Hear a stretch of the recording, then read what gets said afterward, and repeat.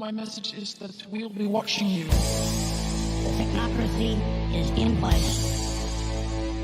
The New World Order is now official. They're going from beta to 1.0.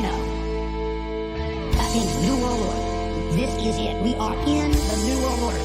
We have crossed the line as of right now. Down in the center of the city, there's an army of unwashed, whinging about climate change as if they give a chance. Militant Marxist crusties, claiming to save the world. Puppets of Gates and Soros, led by a little girl. The smell of wealthy students is getting up my nose. I try so hard to evade it, but it's everywhere I go. The communist agenda, this European state, it's captured all your children. You can retaliate. The red flags flying on the streets of England. The red flags flying on the streets of England. The red flags flying on the streets of England. There ain't no hope in the streets of England. The red flags flying on the streets of England. The red flags flying on the streets of England. The red flags flying on the streets of England. There ain't no hope in the streets of England. Abandon all positions. Surrender all your arms. Europe is now your overlord. Welcome to Animal Farm. You can't escape their judgment. You're imprisoned by their views. They laugh at your independence. They feed you their fake news. One for all and all for one. The man on the soapbox cries with his little book of Stalin quotes and a red star on his tie. The filthy zombies gather with banners overhead. A bunch of dirty fascists leaning extremely left. The red flags flying on the streets of England. The red flags flying on the streets of England. The red flags flying on the streets of England. There ain't no hope in the streets of England. The red flags flying on the streets of England. The red flags flying on the streets of England. The red flags flying on the streets of England. There ain't no hope in the streets of England. The inmates have taken over. The doctors are locked away. Bow down like a pretty little drone, and they might just let you stay. I don't believe the climate is changing by my hand. I don't need some little commie kid telling me where I stand. I don't believe the papers. All that glistens isn't gold. You don't own your freedom. Your country's already sold. This communist agenda, this European state, it's captured all your children. You can retaliate.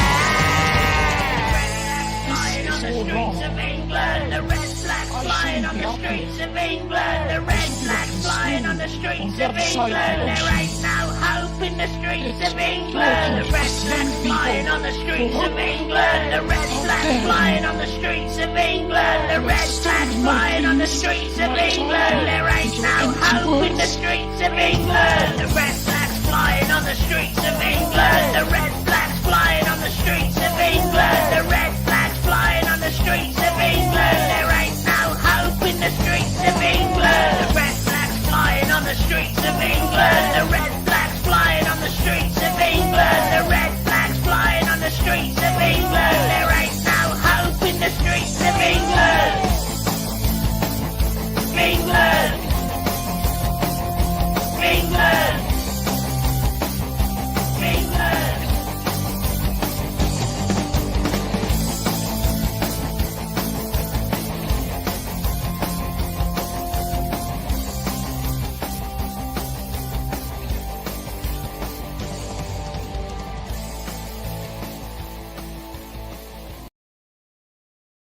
I talk about the Matrix, I'm talking about the systems which have been created by society, which are deliberately designed to enslave.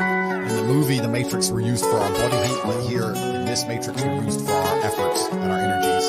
And you're existing inside of a system which is deliberately rigged to make the rich richer and for the poor to stay poor. Top G, people wanna come and minus me. Everybody look at me, I'm a G. Why you mad at me? Cause I'm a G. Yeah, top G, people wanna come and minus me. Everybody look at me, I'm a G. Why you mad at me? Cause I'm a G. Yeah, top G's only. Too many phony, masculine homies. Females acting like they are holy. Ends up being lonely. No time for game, weightlifting games. Betting some flame, too many names. Breaking their chains, me busy switching lanes. Top G, people wanna come and minus me. Everybody look at me, I'm a G. Why you mad at me? Cause I'm a G. Yeah, top G, people wanna come and minus me. Everybody look at me, I'm a G. Why you mad at me? Cause I'm a G. Your mind must be stronger than your feelings. People betray, even if they're reeling. Stay away from the demons, life has a meaning. No use in repeating, yeah. People don't like it when I keep it going. My rap is the best and I keep it flowing. My social media keeps on growing. My looks I keep glowing. Top G, people wanna come and minus me. Everybody look at me, I'm a G. Why you mad at me? Cause I'm a G. Yeah, top G, people wanna come and minus me. Everybody look at me, I'm a G. Why you mad at me? Cause I'm a G. Top G, people wanna come and minus me. Everybody look at me, I'm a G. Why you mad at me? Cause I'm a G. Yeah, top G, people wanna come and minus me. Everybody look at me, I'm a G. Why you mad at me? Cause I'm a G.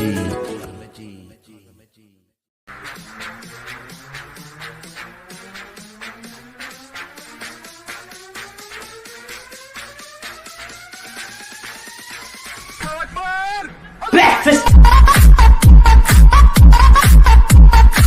Breakfast!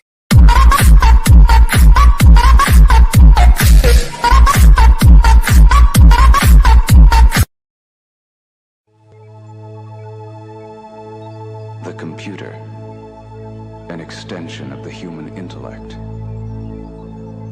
center of the most calculating intelligence on Earth.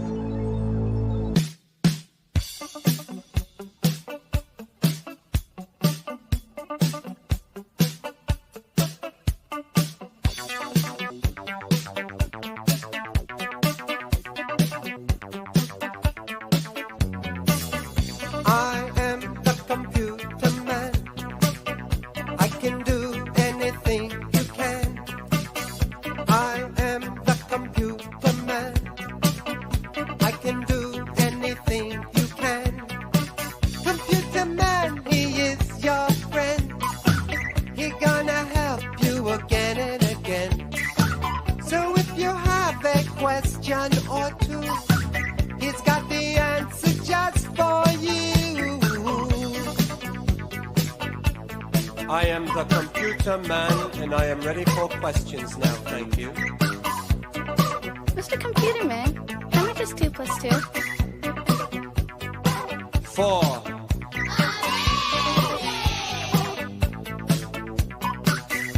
Mr. Computer Man, how do you spell cat? C-A-T.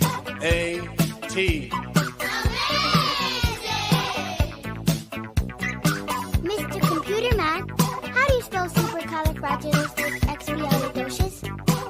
With letters. I am the computer man. I can do anything you can. I am the computer man. I can do anything you can. Computer man is very wise. He speaks the truth, he never lies.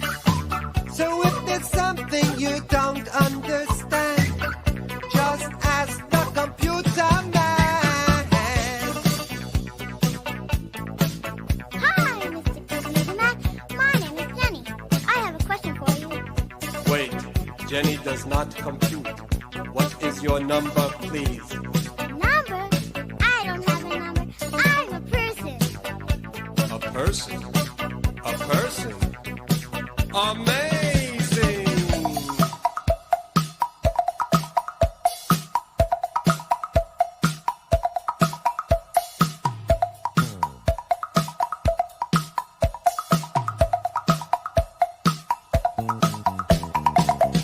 I am the computer man. I can do anything you can. I am the computer man. I can do anything you can. What is 9,999 times 999,000? Do anything you A heck of a lot. Parlez-vous français? Oui.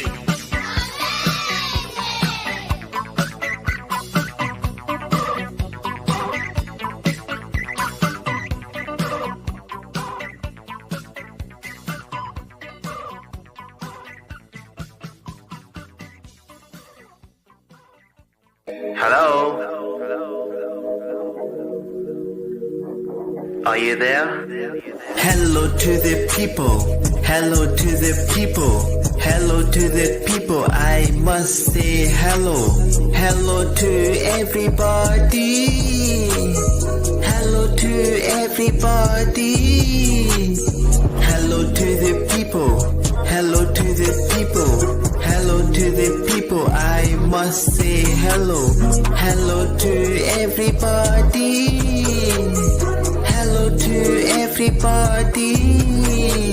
I said hello once. I have to do it twice. DM's looking nice. Living a good life. Party all night. First class flight.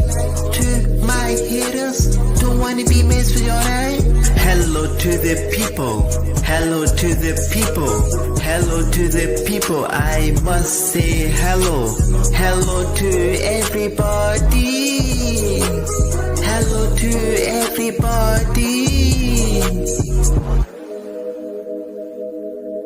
Hello? Anybody there? Hello? Are you there? Hello, hello, hello, hello, hello, hello, hello. Making that door, Lamborghini yellow. Hello, hello, hello, hello, hello, hello, hello. Wave goodbye, wave hello. Hello to the people. Hello to the people. Hello to the people. I must say hello. Hello to everybody. Hello to everybody. Hello to the people. Hello to the people. Hello to the people. I must say hello. Hello to everybody. Hello to everybody. Hello to the people. Hello to the people. Hello to the people. I must say hello. Hello to everybody. Hello to everybody.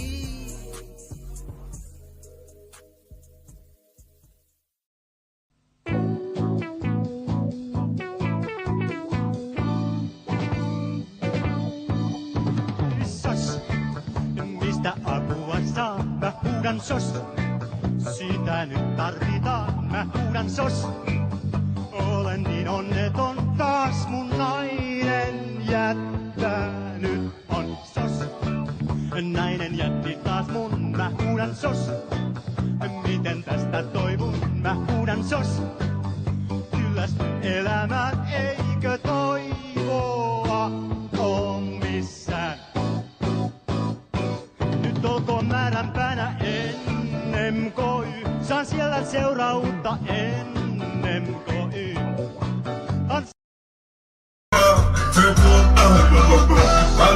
My nigga, he on the run. 100,000 just to make it bump. Back in middle school, I used to play the drum. Now in high school, 50 rounds in the drum. All my routines I could throw a first round. the door, run for it, run for it, run. Last night, see. Last night? I nearly nodded off then. What'd you get up to last night? I don't think this is the time or the place, Jonny. But yeah, folks, we'd love to hear your opinions on politics.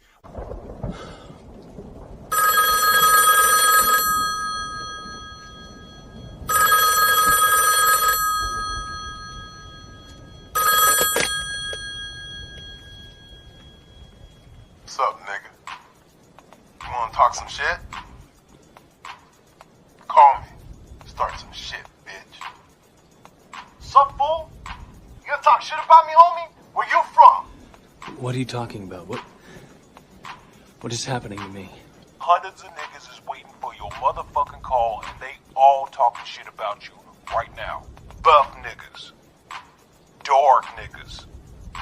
Asian niggas. You wanna sell that shit? Yes. Just dial, nigga. I'll fuck you up.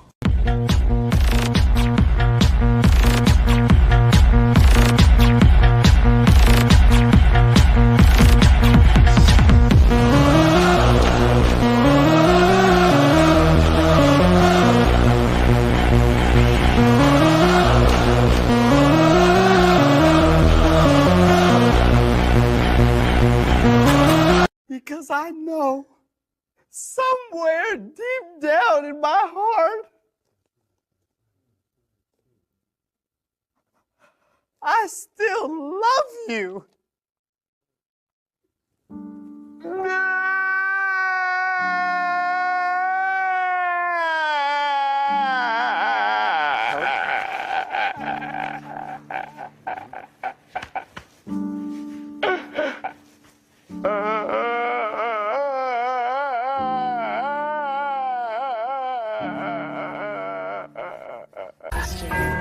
It's your boy, JP. Turn my bloody headphones up, I'll tell you what. They're gonna want to hear this. Like bloody hell, I'm rapping bloody well. Elliot Page is not a Mel, it's bloody pathetic. You must rescue your father from the belly of a well. It's important and not incommodious that sometimes we'll let our children fail. Justin Trudeau and Canadian government want to go and put me in jail. Axiomatic presupposition, hell to the butchers who pet up children. What we're witnessing is hell on earth. Women don't know their own worth. Listen here, buddy, I'm not your bucko. The real world is off the cutthroat. Most importantly, be like a lobster. Never be a soy beta cuckold. These politicians are getting paid off. A fine line between order and chaos. Sometimes you must be offensive. Gen Z has imposter syndrome. Want to succeed? Clean your room. Take a shower, be well groomed. That's no joke. It's not a conundrum. Go and grab the bloody vacuum. Clean your room or get rich enough to hire maids. I eat lobster every night cause I'm getting paid. We just tell it how it is, that's why people hate. Trump the dawn and I'm here to make America great. Clean your room or get rich enough to hire maids. I eat lobster every night cause I'm getting paid. We just tell it how it is, that's why people hate. Trump the dawn and I'm here to make America great. Hey, turn my headphones up. You're not wearing any headphones, Joe? Well, I'm not wearing any headphones. What? Bloody gosh. Oh, you're right. These are my earmuffs. Hey, Jordan. Gordon Peterson. I grew up with a guy named Gordon. Gordy. We used to call him Gordy. We would catch lobsters and his dad in Maine. We would go up to Maine in summer and his dad had a lobster boat. And then we would eat at the Red Lobster afterwards. And my Corvette, the red Corvette, I would call the Lobstermobile. Me and Gordy and his dad in the Lobstermobile. Make sure you clean your room. Hunter's room's always clean. Joe, that's plenty enough, Joe. All right, we understand. I think we get it, Joe. That's quite enough. Bloody gosh. All right, Trump, give us the look again. Clean your room or get rich enough to hire maids. I eat lobster every night cause I'm getting paid. We just tell it how it is, that's why people hate. Trump the dawn and I'm here to make America great. Clean your room or get rich enough to hire maids. I eat lobster every night cause I'm getting paid. We just tell it how it is, that's why people hate. Trump the dawn and I'm here to make America great.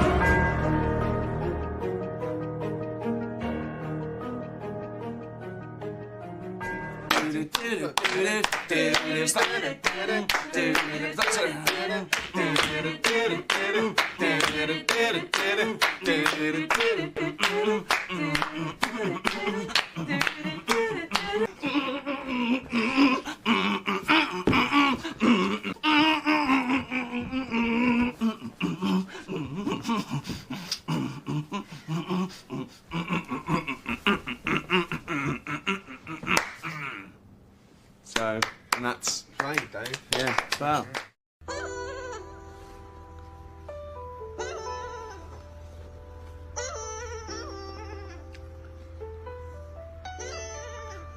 Right.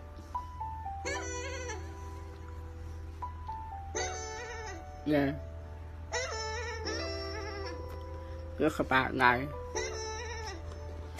Yeah, I understand. Yeah. Really understand this about life. This is life gonna start. This is where life is gonna live in. Gonna start to see the sky, gonna sing it. Gonna see the sky, the stick and nothing singing. Gonna see the sky singing. I wanna try to sing it. I wanna see the singing. I wanna get it in. Really good. This is life gonna this is life. And this is why life is gonna this is work. And it's gonna I'm gonna make this work. And it's gonna sit there, gonna in the net, and I'll be a cat. I'm in the front. I'm in. I don't know what I said. I don't remember.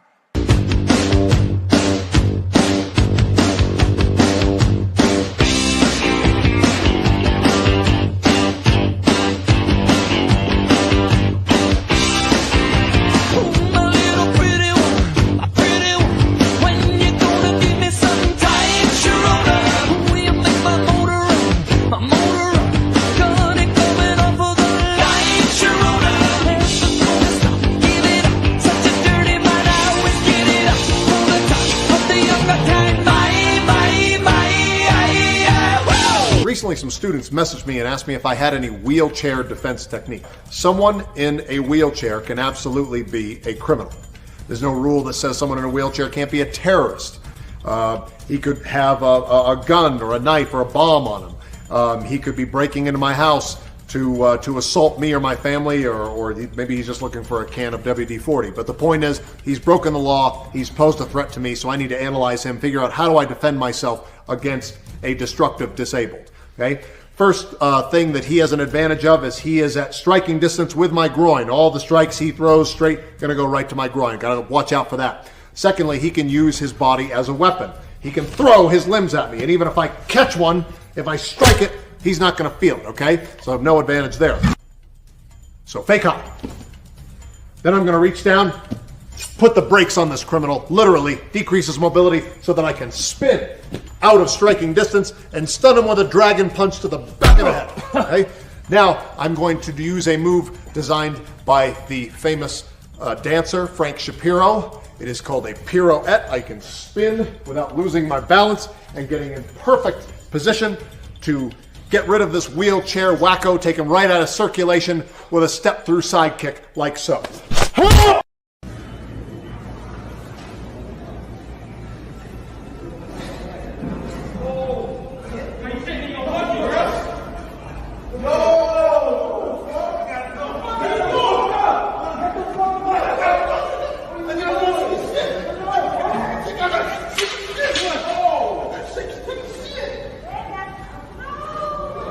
Oh, God.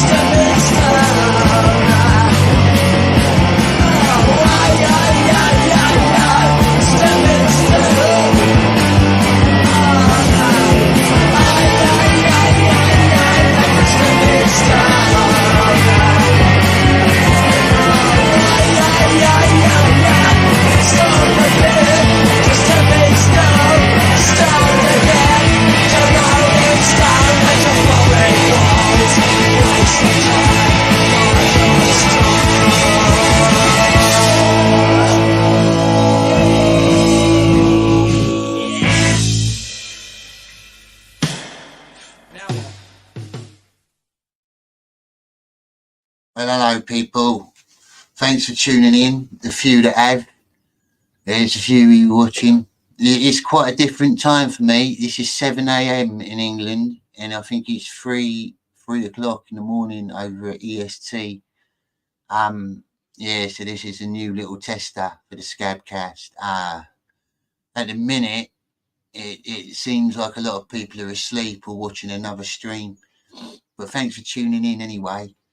It's been an interesting week. Who's actually watching then? Is anyone any loyals here? We had DarkGift pop in. So no, a lot of them are different time zones. Yeah, so I've been up to a lot this week. We've been sorting out new music for an album we're working on. It's an experimental album. It's a bit punk, but there's a bit of other stuff in there as well. Like some of my influences, bit electro, bit glam rock, all sorts, bit of reggae.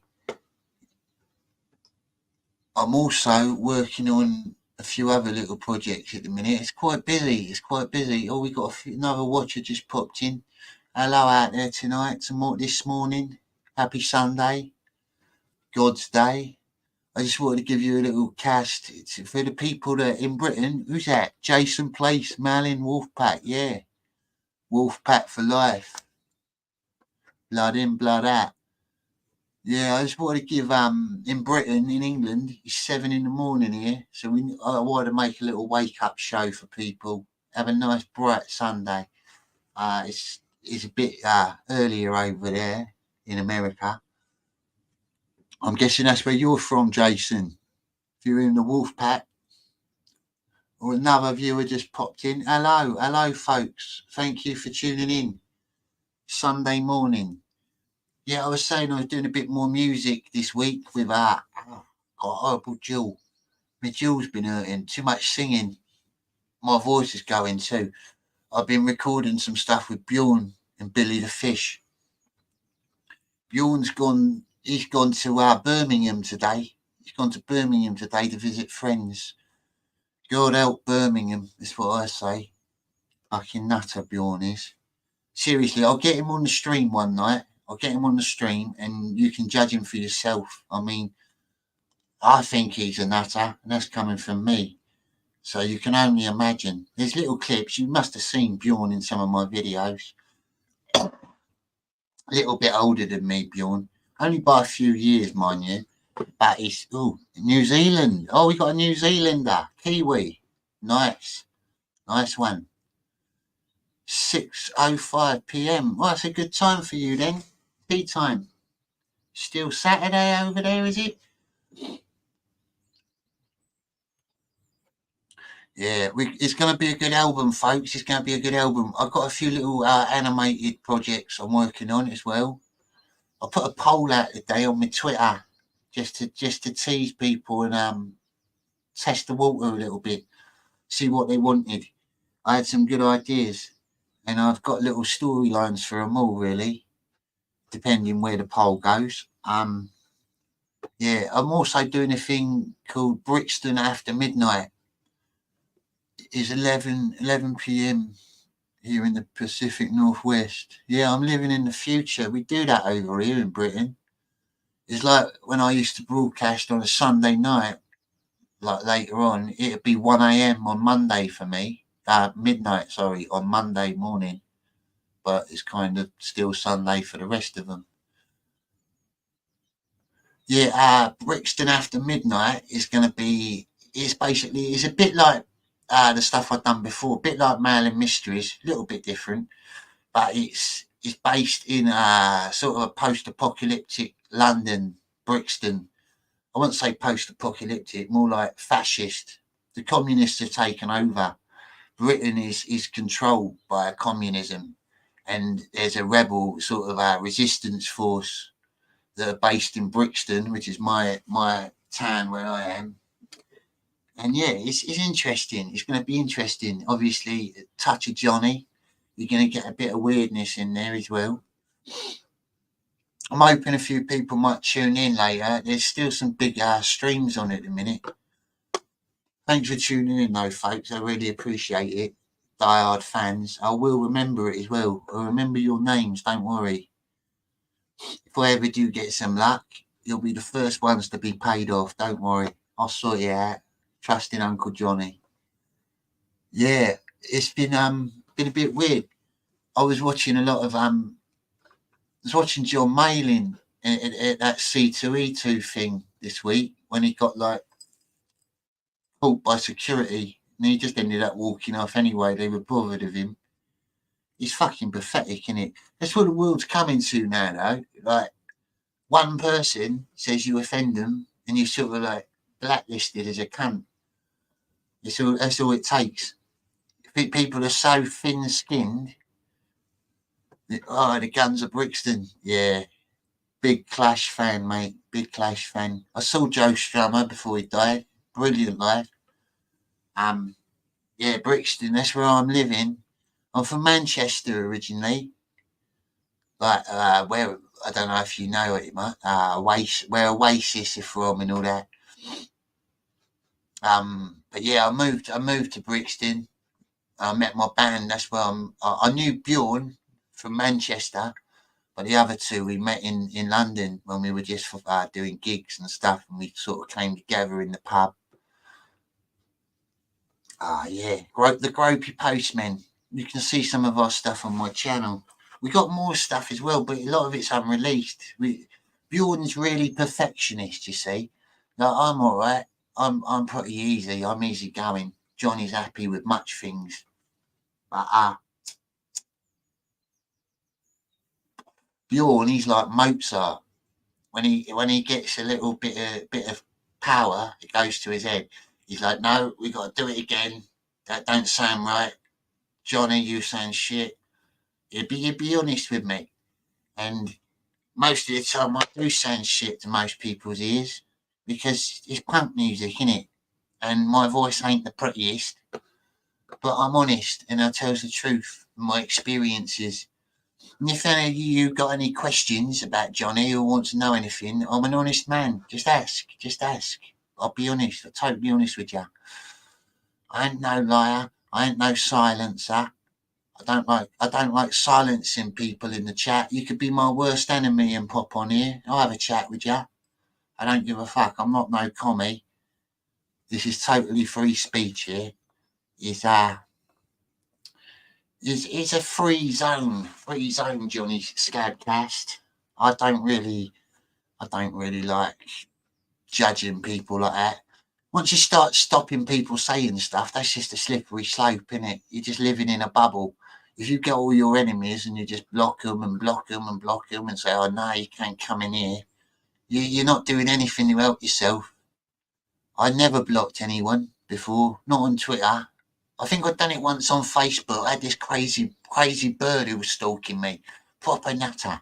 Proper psychopath, like bunny boiler type shit. Hunting you down, waiting outside your house and all that. I had to block her. I'll be honest with that. But no, never on Twitter. And I've never blocked anyone on any other platform because I like to debate. I don't know about you lot. But if someone disagrees with me, I like to debate them. I like to see why. Why do you disagree with me? Because I'm right most of the time. You're either being a dickhead or you're extremely dumb. Yeah, it's been a tough week. I'm gonna be doing. I'm hoping if this poll takes off on Twitter, and at the minute I think Mange is winning. Last time I looked. If it takes off, I'm going to be working on that, and I might have a little treat for you for the end of the year. But yeah, thanks for tuning in, folks. I know it's fucking early or late, wherever you are. I was oh, what's this? It's got an alert on Twitter. Yeah, the poll. I'll show you the poll. If you haven't voted on it, get in there because it's pretty interesting. It's gonna be anyway. No matter what gets chosen, there is gonna be some pretty interesting stuff going on.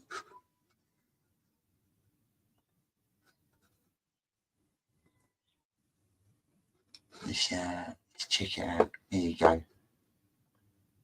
Right. In a minute, we got the Woden Shot Chronicles in second place. Incredible Mange winning, but it's got a few days left on it yet. This is the first day, and it's had 293 votes. It's 14 reshares. It's been pretty successful so far. But the Mange, I think Mange is looking like the winner at the minute. So if any of you want to change that, you better get in there. Because I can't vote. I'm not voting. But yeah, each of these stories will have a very interesting sort of script to it. No matter what you pick, you're going to get gold from Jonny. It's just the way it is. I've always been like that. I don't mean to be. It's like sometimes you're just blessed with greatness, ain't you? And you don't even ask for it. I'm just lucky. I'm in the right place at the right time. Always have been. Because I ain't a very let's just say, like, I'm not your average person. I'm very strange, as you can see and tell. But I've always been lucky. People have always liked me for some reason. I guess it's because I'm pretty nice, I guess, unless you're a cunt to me. I've always got on with everyone. Everyone. Well, most people. We got oh, here we go. Let's stop that Uptown Funk. Right.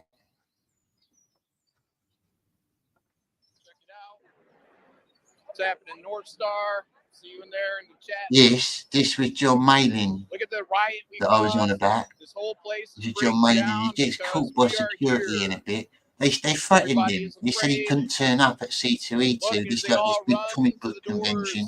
They're running away. Everybody's running away right now. Fucking knobheads. Look at this. Terrified people. I'm not an ex, but I'll vote for Mange. Yeah, a lot of people voted for Mange. At C2E2.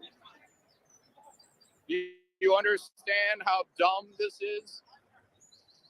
Christina Rogers, Chris Lando, Reed Expo. You get it? You see? Nobody cares. Nobody gives a shit. Nobody gives a shit that a conservative is walking the floor. Nobody cares. Nobody cares. Look at them all. Terrified, petrified, everybody. Oh, the humanity. They tried manhandling him. Look at this place. You can do that mailing. Look at this place. I'm the only normal one here.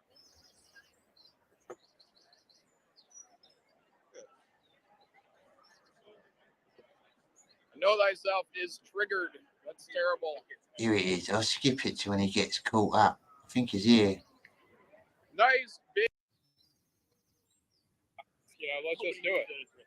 Oh, don't take it as threat? Okay. Yeah, you got some geezer walks up behind him. Just Mioc says I'm handsome. Well, thank you. Some cunt walks up behind him, starts like ushering him out, trying to take him in the back room.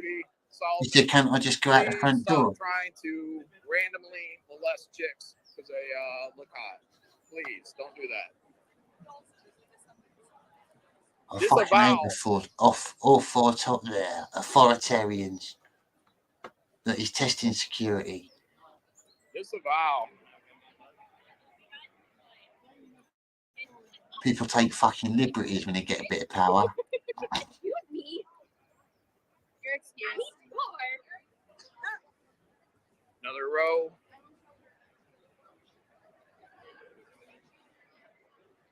I'm gonna take a walk. We're just gonna keep walking. Who are you? Hey, how's it going?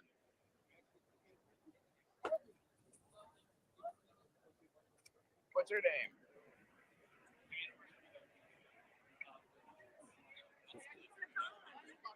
Look, I got the whole crew here.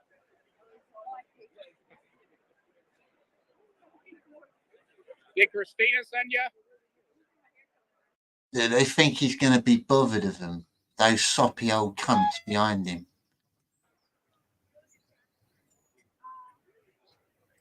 Don't touch my phone. Hey, I'm walking out. If you're going to threaten me, then, let's just do it. Oh, don't take it as a threat? Okay. I didn't say anything. I didn't say a word yet. Okay. All right. Oh, I'm doing great, man. How are you doing? We're going to walk outside then. Right, I heard you. All right.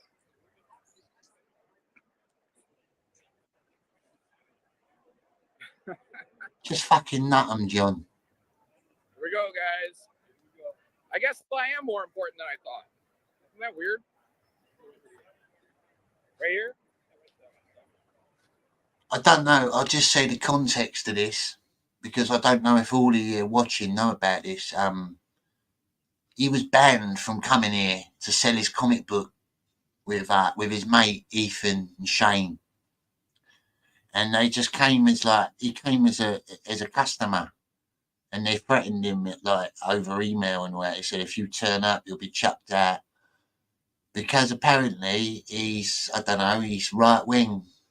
And all the fucking people at C2E2 are soy boys. Guess I am more important than I thought. Fucking soy cunts. It's a good show, though.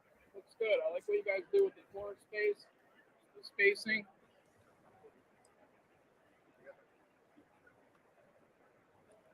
I think in the end they give up on him because they know he's live streaming and they can't do anything. They wanted to beat him up out the back room. Yeah, fucking. You guys know why you're escorting me out?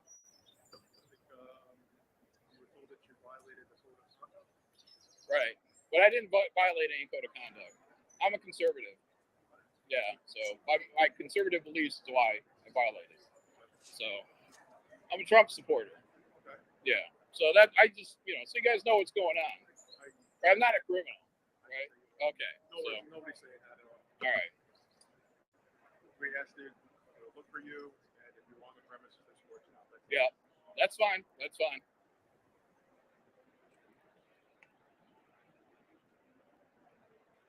Yeah, we got a booth here. Spent thousands of dollars on it. Then they decided that we violated their code of conduct 5 weeks before the show launched. 5 weeks before today. So they said, I don't know, social media. Yeah, they stalked my social media. Isn't that crazy? I don't think it is, man. I don't think that's the way it's worked. Being a Trump supporter shouldn't be a reason not to set up at a comic book convention, especially when I'm a comic book artist. I work for Marvel. See what I'm saying? I'm an industry professional. I'm not just some rando. You know what I mean? So that's what they did. It's called cancel culture. You know, we had a comic book. You handled it like a fucking champ anyway. It was done very well. You didn't get angry with them. He didn't start like swearing or getting bent about it. He sorted it out pretty good. Very smooth is John.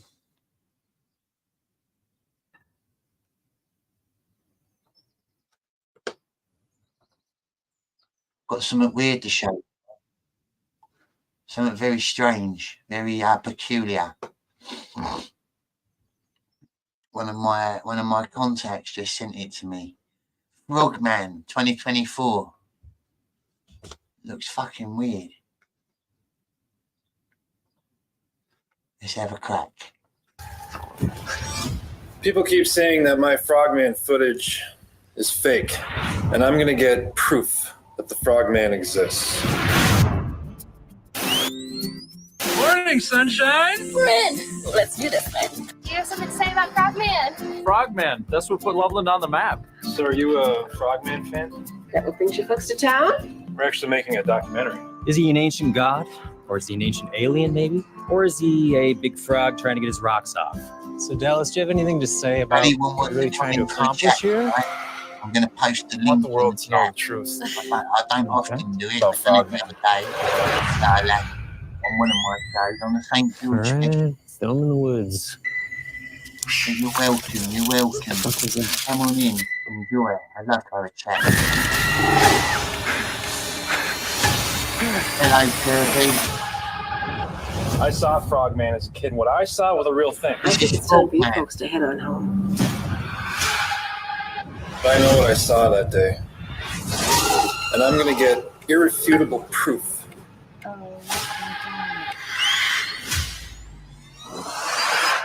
The Frogman exists. Are you getting all this? Hello, Enrique. That's the slime from the tree. He was here. For those of you that just tuned in, I'll quickly skip it back for you, alright? Because I'm a good man. Here you go. This is Frogman. People keep saying that my Frogman footage is fake, and I'm gonna get proof that the Frogman exists. Morning, sunshine. We're in. Let's do this, man. Do you have something to say about Frogman? Frogman. That's what put Loveland on the map. So are you a Frogman fan? That what brings you folks to town? We're actually making a documentary. Is he an ancient god? Or is he an ancient alien, maybe? Or is he a big frog trying to get his rocks off? So, Dallas, do you have anything to say about what you're really trying to accomplish here? I want the world to know the truth Okay. about Frogman. All right, film in the woods. What is it? Some damn Skyber. He's out there. He's out there. I saw Frogman as a kid, and what I saw was a real thing. I think it's time for you folks to head on home. I know what I saw that day. And I'm gonna get irrefutable proof.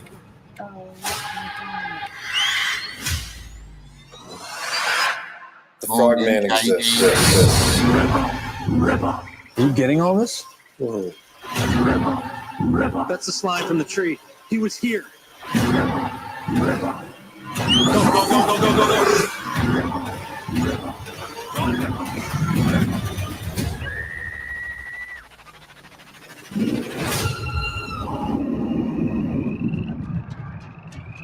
Go. It could be Enrique. Maybe he is. Maybe he's ex-Navy. Some diver. He dresses as a frogman. Maybe that is the key. I've not watched it, but I would if it was real. I don't know if it's real or not.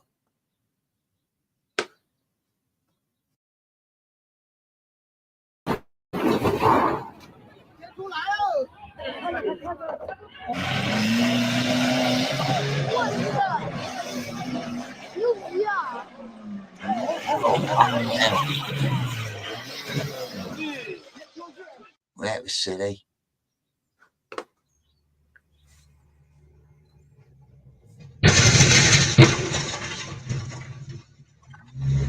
Let's start Jonny driving then.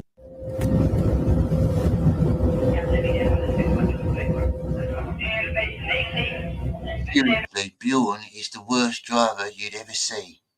He'd hit anything. You only got to like be in the car for 10 seconds with him and you hit some post or an old granny. That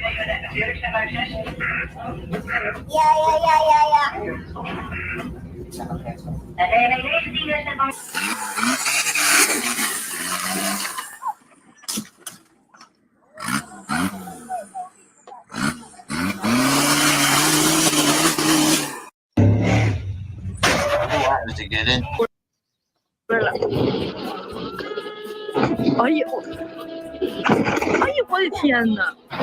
Hello, Camel, thanks for tuning in, guys.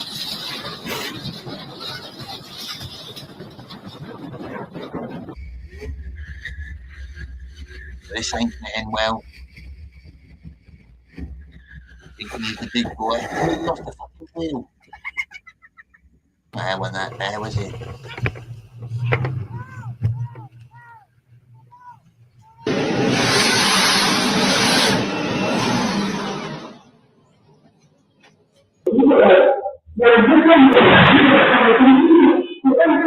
Hello, Heo. Yeah, I'm your friend. I'm everyone's friend. I'm Uncle Jonny.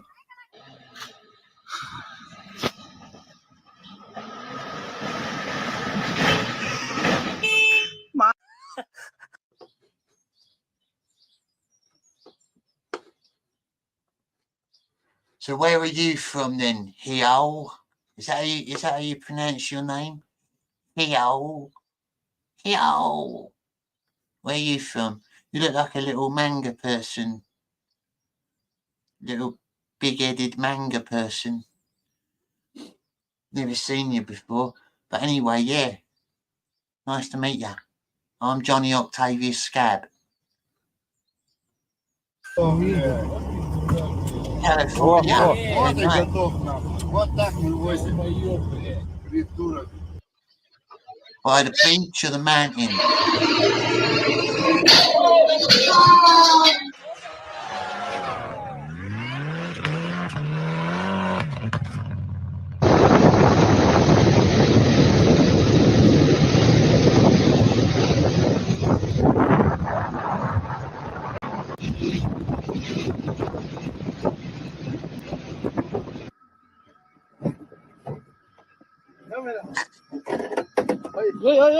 Oh, builder's bum. Sovereign Queen. Oh, there you go. Oh, look at this fucking bullshit. What the? Do a flip! Do it now.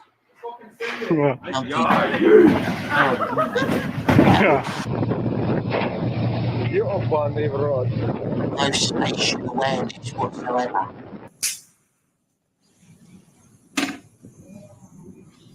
Well, I had a mate who used to nick motorbikes when I was growing up, and he nicked his bike once, and it was rigged. It was rigged with some sort of thing like that. He started it up. All this smoke started coming out of it. It was like red dye shit. I don't know what they done to it. He ended up like red all over his clothes. Know what they do with money in banks.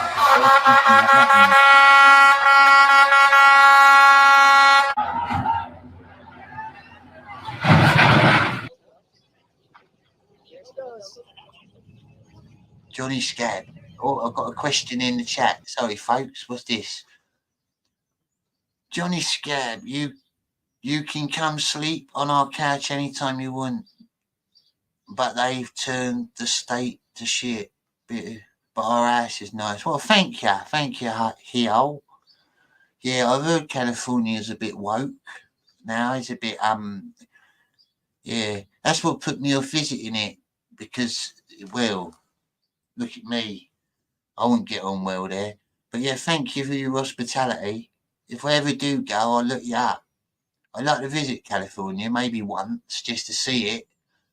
The beaches are meant to be nice, and I like mountains and like outdoor walks as well. And you got like the Appalachian Trail? You got something going up the side of California. That looks interesting. I might be wrong. I'm not that good at geography. Snappy! Yeah. How you doing, mate? You want to come in for a chat? The link's in the chat if you want to pop in. I'm only fucking about and watching videos. How you doing? Fucking snappy. Liam. Fucking love Liam. He's alright.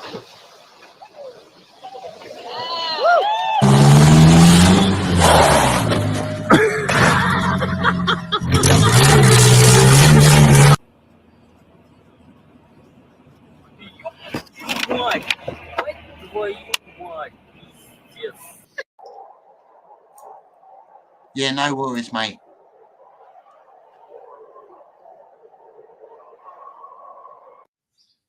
Thank you, Heo.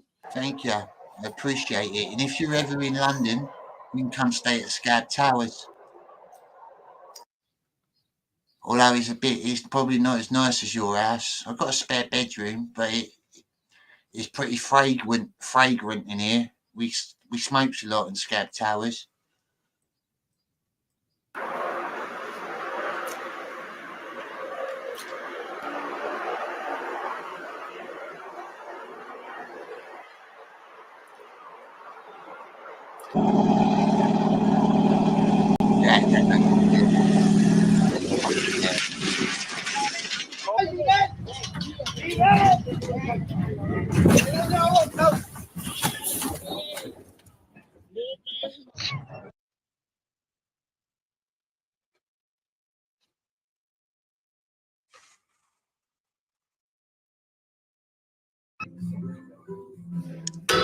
In nomine Patris et Filii et Spiritus Sancti. Oh my lord.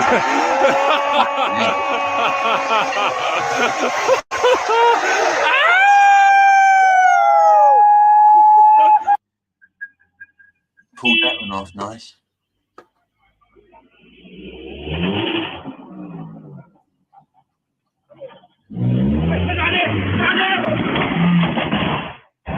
It's alright.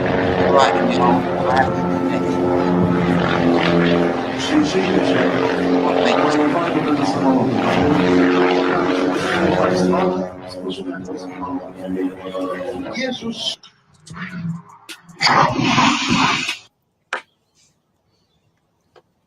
I see. You've left your window open, mate. It's raining. You've left your window open. Just want to thank everyone who's tuned in the chat. Anyone who's there, thank you. Much appreciated. I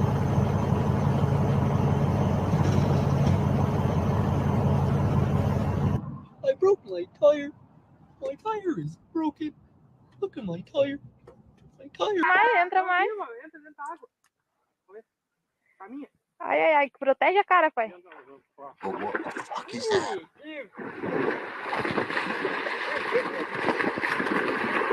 Segura! Oh, fucking choker. Yeah, I'm choker. Fucking alright, yeah. You never seen us in the same place. Fucking chokeout. Nah. Chokeout. Me and chokeout are totally different. But yeah, you never know. I mean, we've never been on stream together, have we? How you doing, Liam? How you doing, mate? Hey, nice to meet you. Nice to meet you. Yeah, I love your jacket, man. I love your jacket. It's awesome. Thanks, man. Here's my band jacket. Got the band name on the back. Jonny and the... Oh, cool. No, that's awesome. That's awesome. How you been anyway, mate? I've been all right. You know, I've just been doing work today, just farm work basically. But it's been cool with the wife and stuff. I see that Matt. Yeah, I bought a farm. I bought a farm a while ago when we had to like relocate because of all the stalking and shit. Went and bought a farm in case the comic book thing wasn't going to pan out. But yeah, been dealing with Matt Barr going around telling everyone that I have not paid my artist and owe them thousands of dollars. This is not true. Right. So just clearing that up now, just putting that out there. I know that's not the topic of the day, but I saw that like 60 people had retweeted and we're talking smack. So ask for receipts, I would say, before you just believe what folks say. But other than that, it's been a fun day. It's been a chill day, you know? Yeah, I don't ever listen to stuff like that anyway, mate. Things like that. Unless you've been there, you don't know, do you? At the end of the day. I wouldn't just judge someone. Exactly. And I've got like receipts and everything for everything. I can show everything's been paid. So it's not a drama. That's one of the things that put me off Comicsgate a bit. Everyone's trying to take little snidey digs at each other when they should be helping each other out. I love you already. It's amazing. Yes, I agree 100%. I agree 100%. You know, I just popped over because I saw you're live. And how you doing, Kamikaze? Is that how you say that? And yeah, I've been wanting to get you on a show for a while, but I can't find you on Twitter. I was going to find you and add you on Twitter, and I got no way of messaging you. No, that's totally cool. What's your Twitter handle? I'm Conquest_manga. Right, it's Johnny Scab 101. You should find it pretty easy. I got a Cecil hat on the picture. It's Johnny with just two N's. Done. Gotcha. You are followed, my friend. I know, I'll follow you back, mate. Yeah, it's cool. I was trying to look for you, but I couldn't work out what your Twitter was called. That's my fault. That's my fault. I'm sorry. But yeah, I've got I'm Conquest Manga. So, and for any of you guys that are watching that want to give us a follow, you know, Conquest_Manga, you'll find me. Yeah, do it. It's good art. Thanks, you can man. see it on his right on your cover photo as well. Is that your work on your cover photo? Yeah, that's what's coming out next. You know, that's what's yeah, on my cover. Yeah, no, those are all my books. Yeah, those are all the books I've done. So, yeah, and I've got in my little avatars for Xenotype. That's the new artwork for Xenotype. That's coming out soon. When I'm just getting a bit more of that done before I bring it to market. So, yeah, it's a fun time. So yeah, it's good to have you on, mate. I was just watching these fucked up videos at the minute. I wasn't really planning on any topic.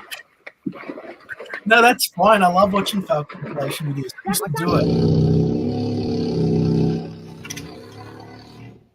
Some right fucking retards out there.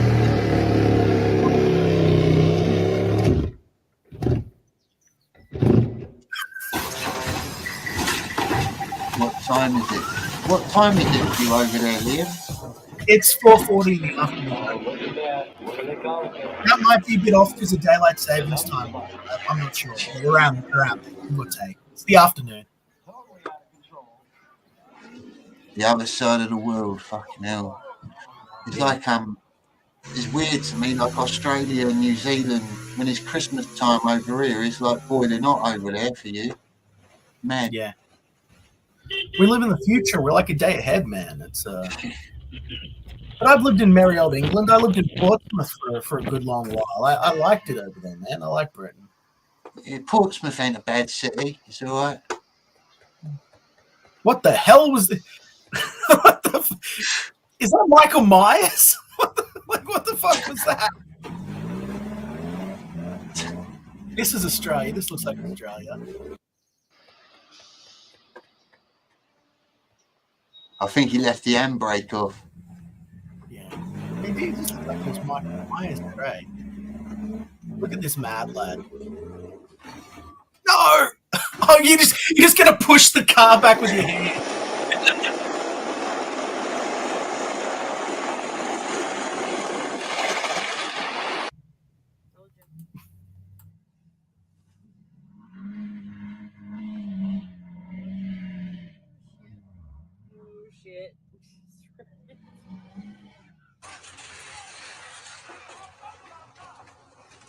That ain't gonna end well. Yeah.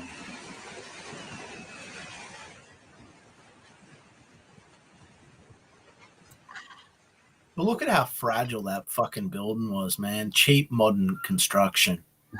Terrible.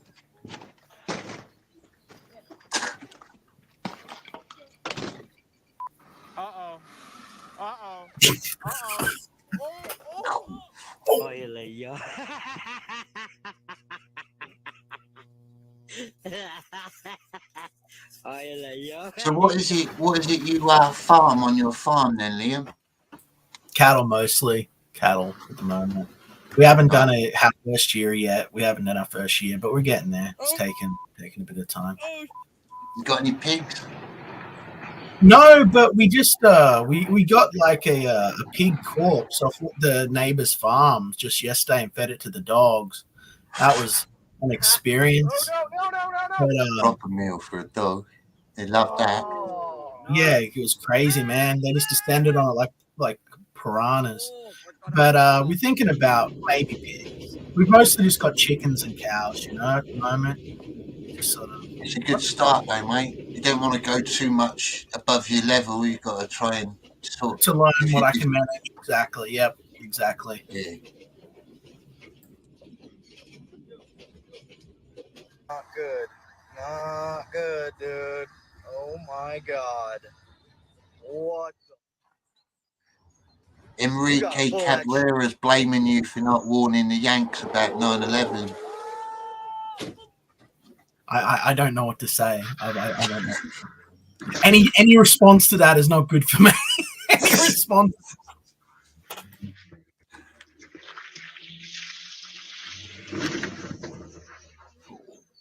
Look at this motherfucker Tokyo drifting all up in. It's like watching my wife drive.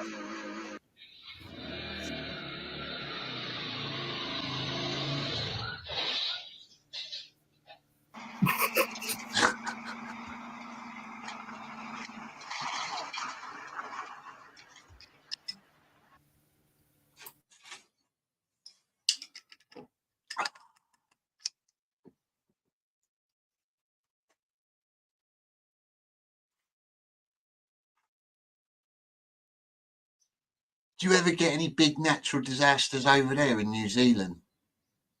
I'm in Australia, but sorry, mate. Australia. It's because Yeah. someone else said New Zealand in the chat Yeah, earlier. no, I'm Aussie. I'm in Aussie land. No, I don't actually. That's all. I got hit by 200-year floods a couple of years ago. Like I got hit by one. It flooded my entire fucking town, decimated my yard, and then I got hit by a second fucking flood like half a year later.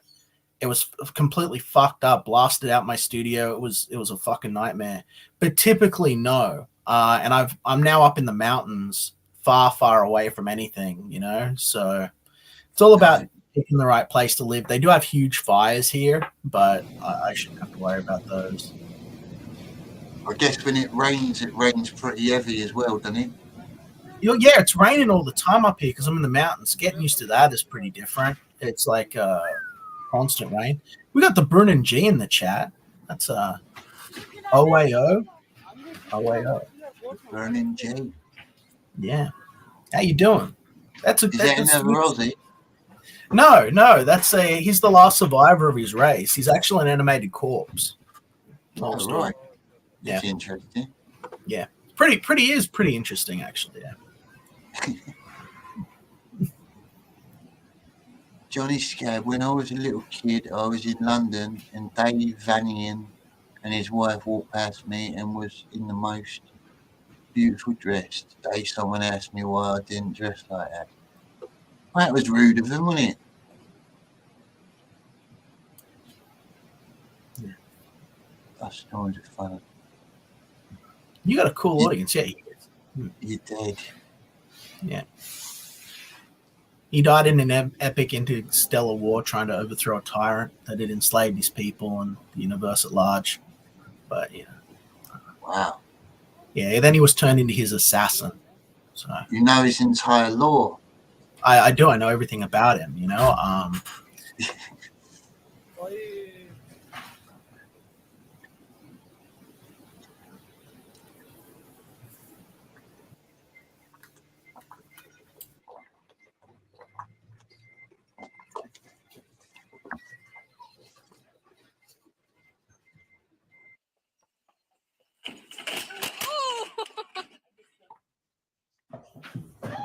Yeah, I knew a few goths back in the 80s. It died off really though in England. There ain't much proper goth left. Just like little kid posers nowadays. Yeah, it evolved into emo and then just sort of withered off and fell away, you know? Yeah. Don't see much of it. Oh.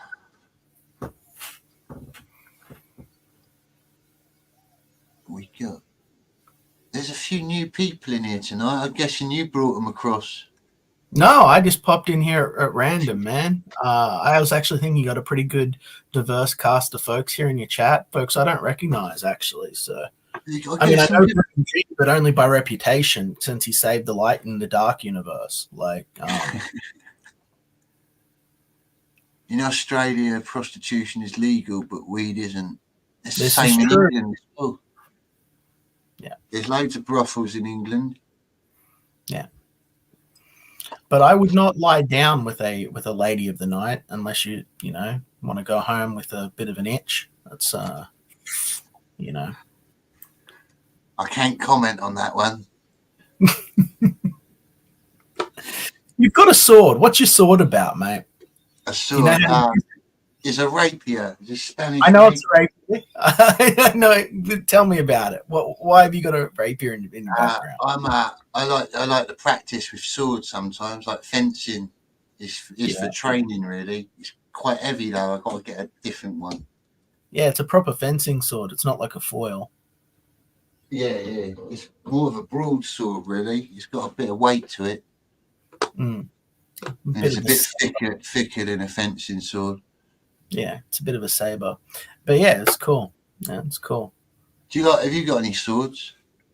Not here, but I do have some swords. I know how to sword fight. I could probably beat Shadowversity in a sword fight. Yeah, just saying. Yeah, probably. He's a bit of a dweeb.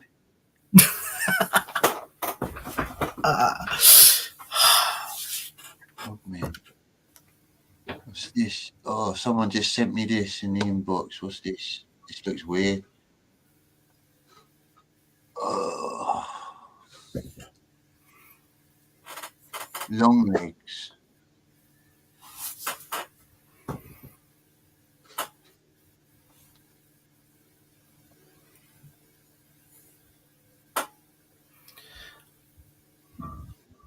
This looks interesting, doesn't it? Already, what is this?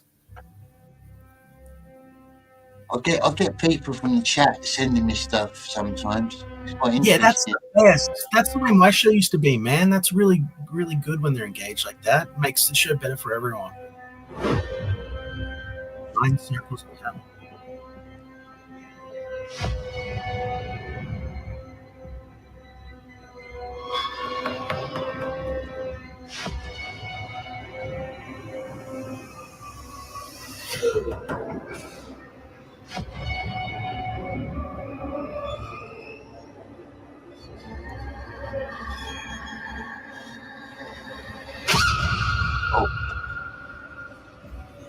You felt that one, didn't you?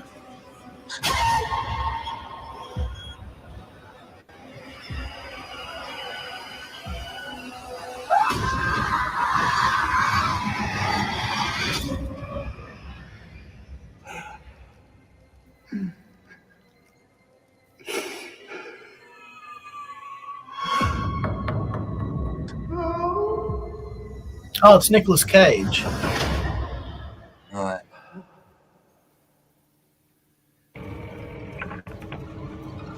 Are you still saying your prayers?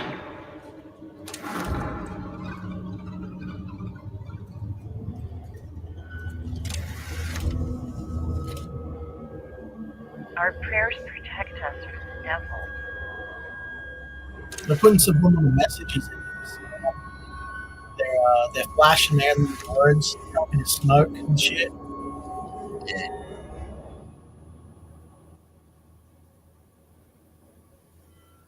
It looks different anyway. Yeah, I don't know. It's a new Nicolas Cage movie, though. Yeah, Cage's films usually ain't that bad. Worth a watch normally. Did you see Flash by any chance? I don't mean like the YouTuber. I mean like the recent show with Ezra Miller, like the film. No, I haven't watched that. No, I saw a few ads. Yeah, in that there's a sequence where they show all of the Elseworlds of all of the different Supermen. So we get to see the classic 70s Superman and everything. And they even show the Nicolas Cage Superman fighting a giant spider, which was never actually ever released. So I was like, holy shit, that's Nicolas Cage's 1990 Superman. Like, what the fuck? That sounds interesting. Someone said you should grow your beard out. Yeah, my beard's back because of a baby-related accident, but it's grown back. Don't worry, it's getting there. Jonny Scab, I'm dying to know if you know Evelyn Noir kind of stuff. Jonny. I'm not sure what the 1920s party girls, flappers, wasn't it? Flappers. What's this? A child could beat Shadowversity in a sword fight. Fun fact, a child did many times. That's why Shad considered sword training or Hammer to be gay. because he couldn't pass. Is that true? Is it? Is that real? For real? Oh man. Okay. Oh, what's the story? Baby-related accident. What's the story, Liam? It's nothing. It's not one of my good stories. I've got one of these little electric razors, and my little lovely daughter just went, and I just had like a gap from here down to like here, just shaved straight off my face. I had to shave the whole thing off so it'll grow back even. This was about a month ago, about 2 weeks ago. Oh my gosh. Nick Cage Superman was never released because it wasn't filmed. It was done with AI imaging. No, yeah. But it's interesting that they threw that in as a little Easter egg, I thought, you know what I mean? You don't expect to see that. Never thought it'd see the light of day. Yeah.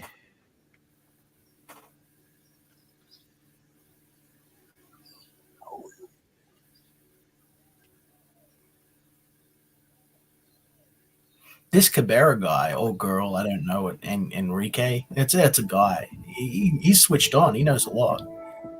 Yeah, he's all right, Enrique. He comes in quite a lot. He's one of my loyal chatters. Yeah, it's good to have those guys know what they're talking about.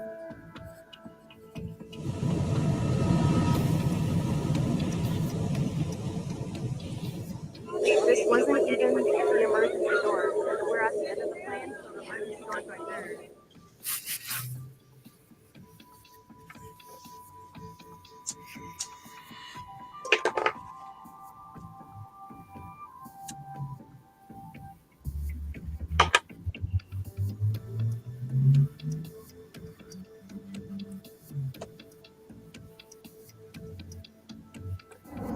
Oh my god, it's on fire! Oh my god! Well, imagine being on that. It's on fire! Mom! I hope they're okay. Pretty fucked up.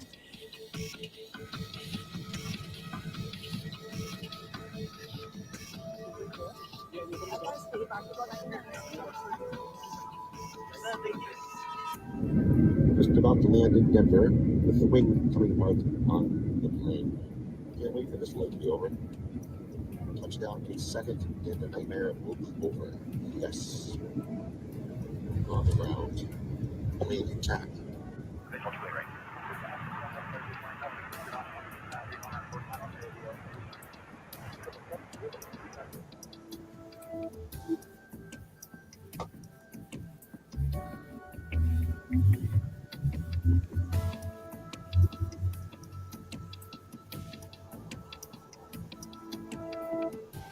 Ooh.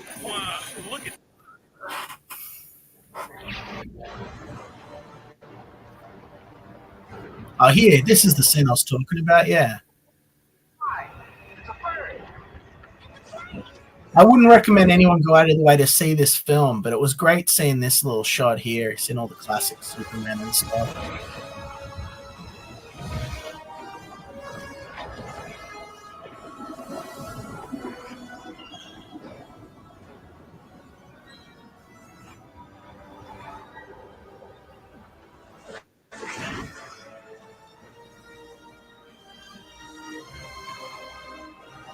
Best Superman that they ever made, right there.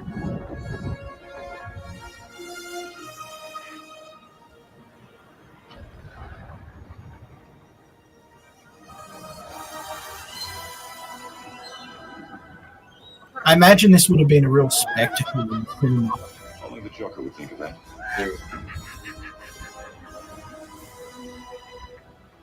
Adam West there. Here it is.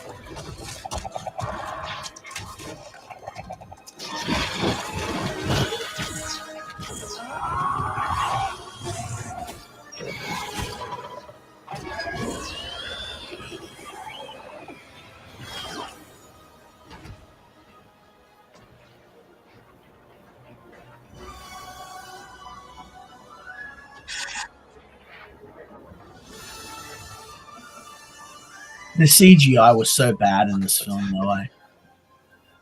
These worlds.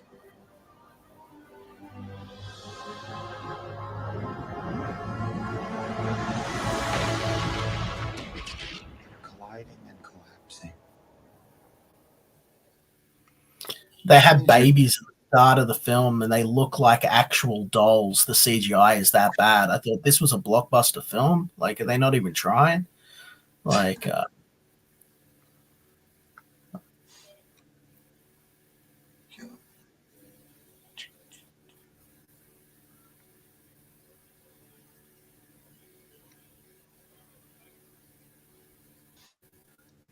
Do you know much about the Iranian embassy siege, Liam?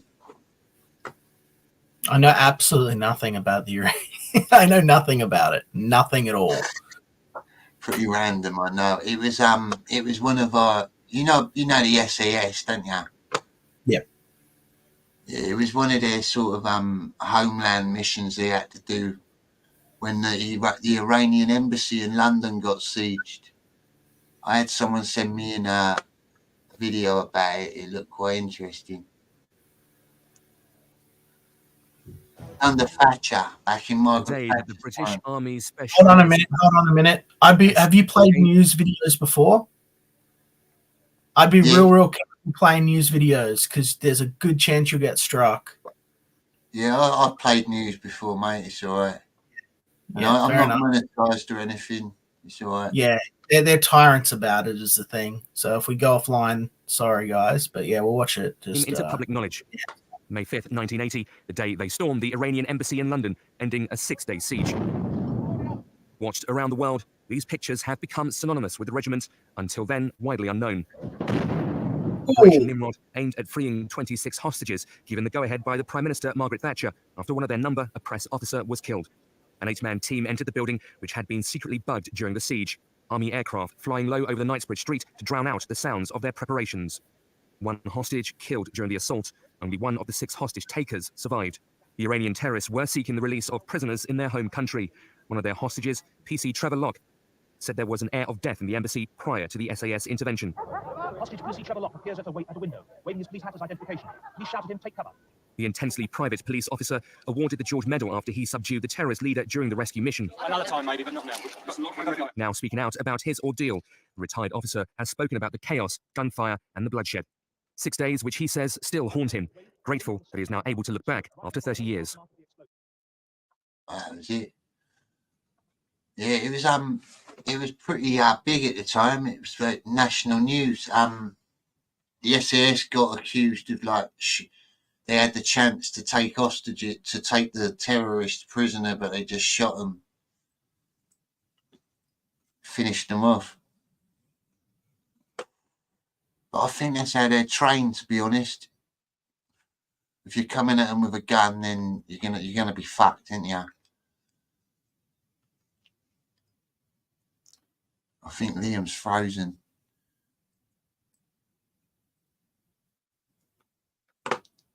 Oh, he's cut out. Yeah, he froze. Yeah, if you're stupid enough to be fucking taking hostages in one of our embassies in London, then you are fucked. There's no way out. Sorry about that. I'm way out in the mountains, so cloud will It's come all right, over. mate. I It's get all knocked right. off. So Oh, well, fucking hell, I've got a stalker now. We keep talking until we have read PG Wodehouse and Evelyn. I'm not a big reader here. I read little things now and again. If you want to be my stalker, you're welcome. I've got a lot. oh god. I blame you for that. I blame you for them, Liam. Never had them on my chat till you come on. I Yeah, got a well, stalker. yeah. Now I'm here like 5 minutes and you're being stalked. I'm constantly being fucking stalked. I wish I could laugh about it. Just today they're telling everyone my wife was divorcing me. I had to get on stream and have her tell everyone that that's a load of bullshit. We live in a strange world, man. A strange, sick world. Yeah. But the internet, that's the problem with the internet. You've got some great people on it, but it attracts some right nutters as well. People that ain't got lives. They That's just live exactly on their computers. terminally online, yeah. And then they try and bring it into real life. That's the stuff that, That's the stuff that I didn't believe. I always thought it'd just be, you know, internet stupidity and shit like that. When it bled through into real life, I had no idea how to handle it. It drove me nuts, you know. It wasn't good.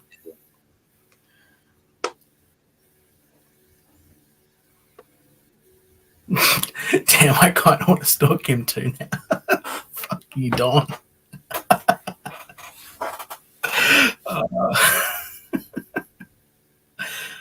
Oh goodness. So how did you find Comicsgate and stuff, man?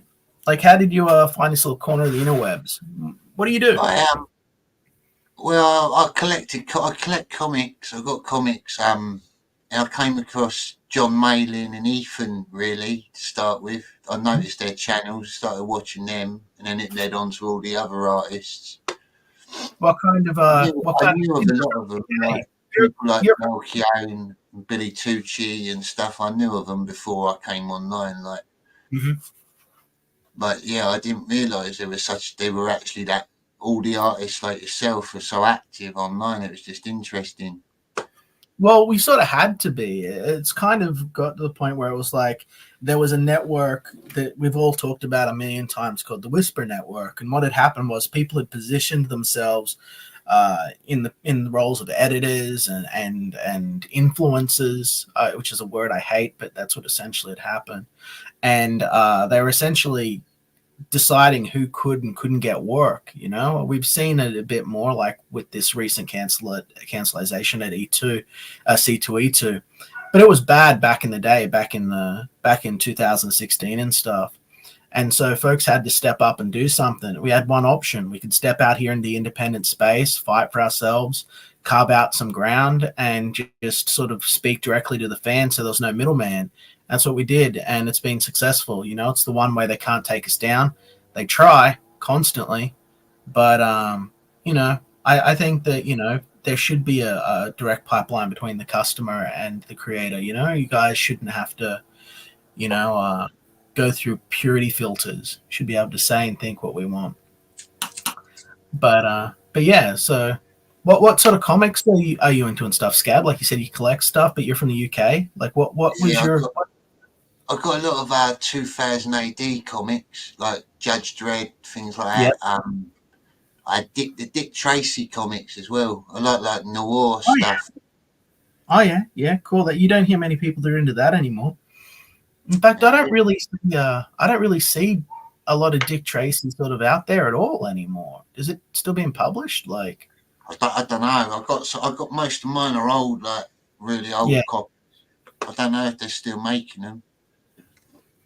Yeah, random stuff really, bit of everything. I like DC a little bit. I like Batman. That was pretty much it really with DC. Booster Gold. Booster Gold's great. He's my favorite fucking character. Well, him and Ted. Did you ever get a chance to read? Justice League International with him and Ted and all the guys from back in the day? No, that's worth checking out when you've got the time. You know, Keith did that, JMD did that, and it was a home run series. Not a lot of people talk about it, but really funny, really entertaining. Good character work, good character studies. So, what got you into comics? What were your first comics that you got? I grew up with like a lot of 80s kids, like with Transformers and He-Man and all that kind of stuff, you know. And so my first comic books, because I'm like from my home was like shitty. I just come from like my parents were junkies and stuff, you know.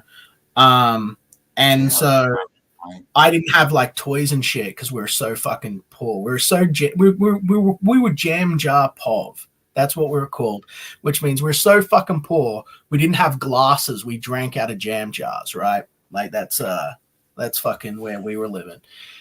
And because of that, I didn't have toys or nothing. But my friends, they would throw out their Masters of the Universe mini comics, and so I'd always ask if I could have them. So those were my first comic books.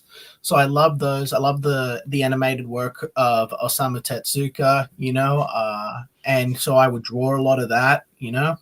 And then I just really sort of resonated with Spider-Man when one of my friend's uncles came back from America with just this huge stash of comics, and he asked us to sort of organize them, you know, to shut us all up as kids. He paid us to put them all in numerical order because they're just in random boxes.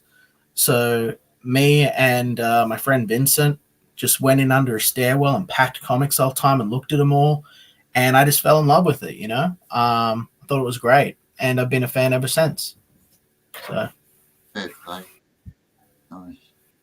Yeah, I had a pretty similar upbringing, to be honest. I didn't come from very rich backgrounds.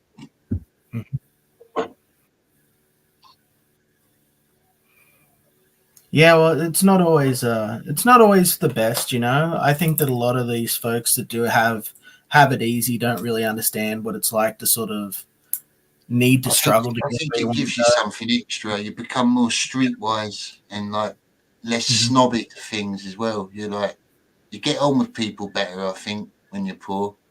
You're a nicer person most of the time. Most of the time, exactly, you know. I agree. Someone else grew up. Joe Camel. I grew up drinking out of jam jars. Where are you Brother. from, Joe Camel? Yeah, where are you from? And a little bit of punk rock in Avatar. Yeah. Pot noodles as a luxury background. Yeah.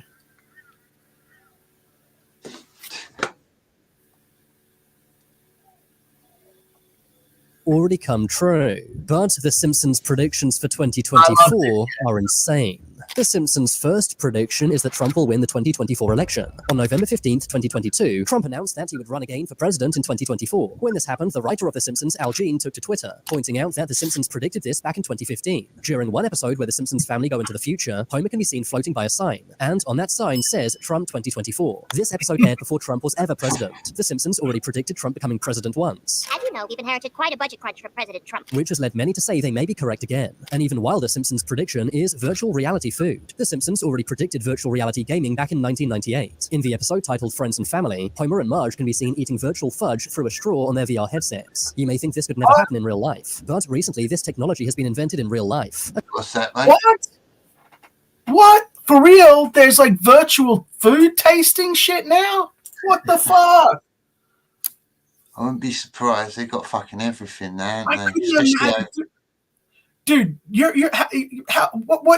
what decade were you born in? You 70s or 80s? 70s. So you're 70s, right? So you remember fucking original Star Trek, right? They got the fucking boxy old tricorder that's this big, and it's, oh, isn't this the most fucking advanced shit ever? Now here we are in 2024, dude. Our iPhones can do everything that fucking tricorder can do. We got virtual fucking reality headsets, and apparently we can artificially taste shit. Here in Australia, we're giving people robot hearts and robot arms and shit, like out of fucking Cyberpunk already. Like, I saw a program the other day, and it was a printer that could make, what was it? It was printing meat from yeah, he embryos. prints fucking meat. What the fuck? And it was made from like stem cells or something. Weird shit. It's insane, man. It's nuts. Welcome to the future, gentlemen, ladies and gentlemen. Yeah, it's nuts, man.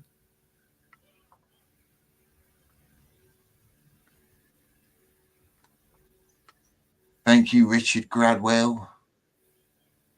Yeah, it was all right.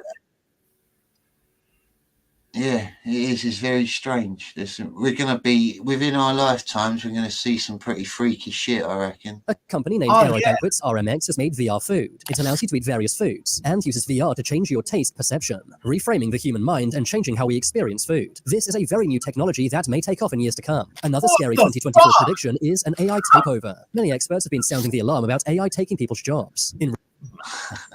I've been talking about that, man. I've been going fucking down with the machines, right? I've been saying Skynet's bad ever since Amazon started fucking running people around warehouses. Yeah, I don't trust it either, mate. It's deadly if we get it too far. The thing is, so this is how they win, right? How they win is convenience, right? They make everything so fucking convenient that you just overlook that it's intruding upon your right to think for yourself. So you just give more and more and more of your freedom and more of yourself to it until it becomes a regular part of everything. And it's making all your fucking decisions for you. First, it's spell checking you, fixing your fucking grammar. Next thing, it's writing your shopping lists. Next things, it's writing fucking, sympathy cards to your mother-in-law when she's in hospital.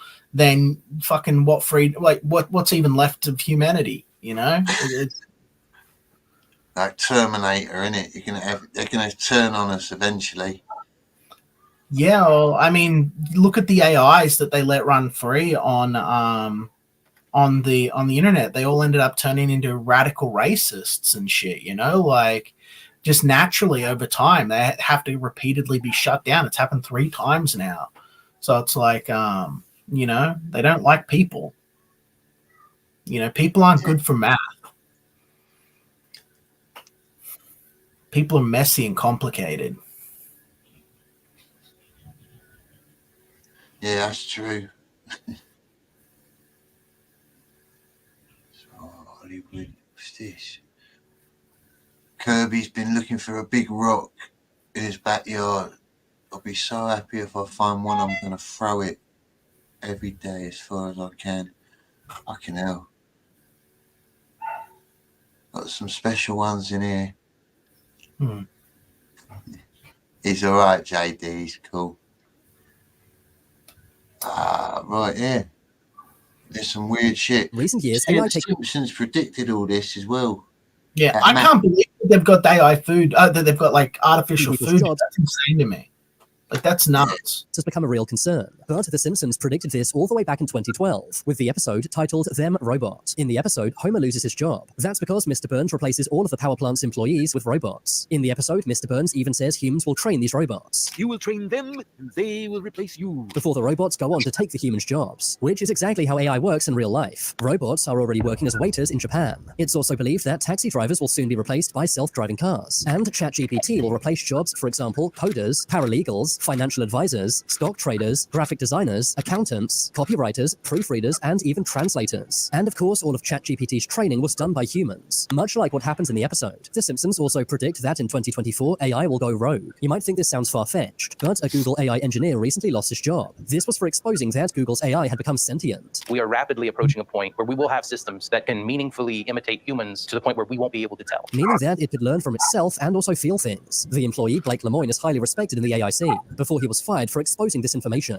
But The Simpsons actually warned us about this in 1994. In the episode Itchy and Scratchy Land, the Simpsons go to a theme park run by robots. As the episode goes on, the intelligent robots become sentient, disobeying humans and going rogue. When this aired in 1994, people would have laughed it off. But today, many ask what will happen if AI decides humans are in its way. But an even scarier Simpsons prediction might be that of World War III. Recently, the world has come closer to World War III than ever before, with conflicts breaking out all over the world, including the Russia-Ukraine war and the Israel-Palestine war, not to mention the heightened tensions between the USA and China. According to former CIA spy Andrew Bustamante, World War III is on the horizon in 2024. I would argue that we're already in the beginning phases of World War III. But some say The Simpsons warned us about this all the way back in 1987. That was when the Season 2 episode titled World War III was broadcast. In the episode, Homer is paranoid that World War III is commencing, saying that major world powers are planning to nuke each other. Wake up, everybody! It's World War III! Quick, down to the fallout shelter. The bombs are dropping. Many worry that with all the wars breaking out around the world, this could come true in 2024. When the episode aired back in 1987, the Cold War was going on. Of course, in 1991, the Cold War was won by the USA. But recently, many are saying that we're now entering into a second Cold War, with tensions between the USA and Russia at an all-time high. An even more likely 2024 Simpsons prediction is colonizing Mars. The resemblance to real-life events here is insane. In the 2015 episode titled Friend with Benefit, the government starts looking for volunteers to move to Mars. The episode ends with a glimpse into the year 2051, which shows the Simpsons family living on Mars. A few years after this episode aired, Elon Musk revealed his plans to colonize Mars. But here's where things get really crazy. The date shown in the episode, 2051, would exactly line up with Elon's plan to send 1 million people to Mars by 2050. It's crazy how accurate the Simpsons seems to be with their predictions. Another Simpsons prediction is the first female president. In the 2000 episode titled Back to the Future, Lisa becomes the first ever female president. In the episode, the USA had gone broke. This was due to the decisions made by the fictional President Trump. As you you know we've inherited quite a budget crunch from President Trump? Flash forward 24 years, and many say that a female president may be on the horizon. Kamala Harris is already the first female vice president of the United States. Some say that Joe Biden may not be around much longer, and if Joe does pass away, Kamala may take his place. Over the years, The Simpsons has predicted lots of technologies, including smartwatches and FaceTime. But a more recent technology The Simpsons predicted was a baby translator. In the 1992 episode named Brother, Can You Spare Two Dimes?, Homer's half-brother Herb invents a baby translator machine. You may think this technology could never be invented, but recently a company named SoundDream has made something named the Baby T. The Swiss company has made a technology which translates baby speech into real words, allowing you to know if your baby is tired, hungry, or needs the bathroom, meaning that this year you'll be able to find out what your baby really wants. But did The Simpsons predict this, or did they just get lucky? A very worrying Simpsons prediction for 2024 is that of economic collapse. Recently, the world economy has been in turmoil, and that includes the USA. The USA printed $3.3 trillion in 2020 alone.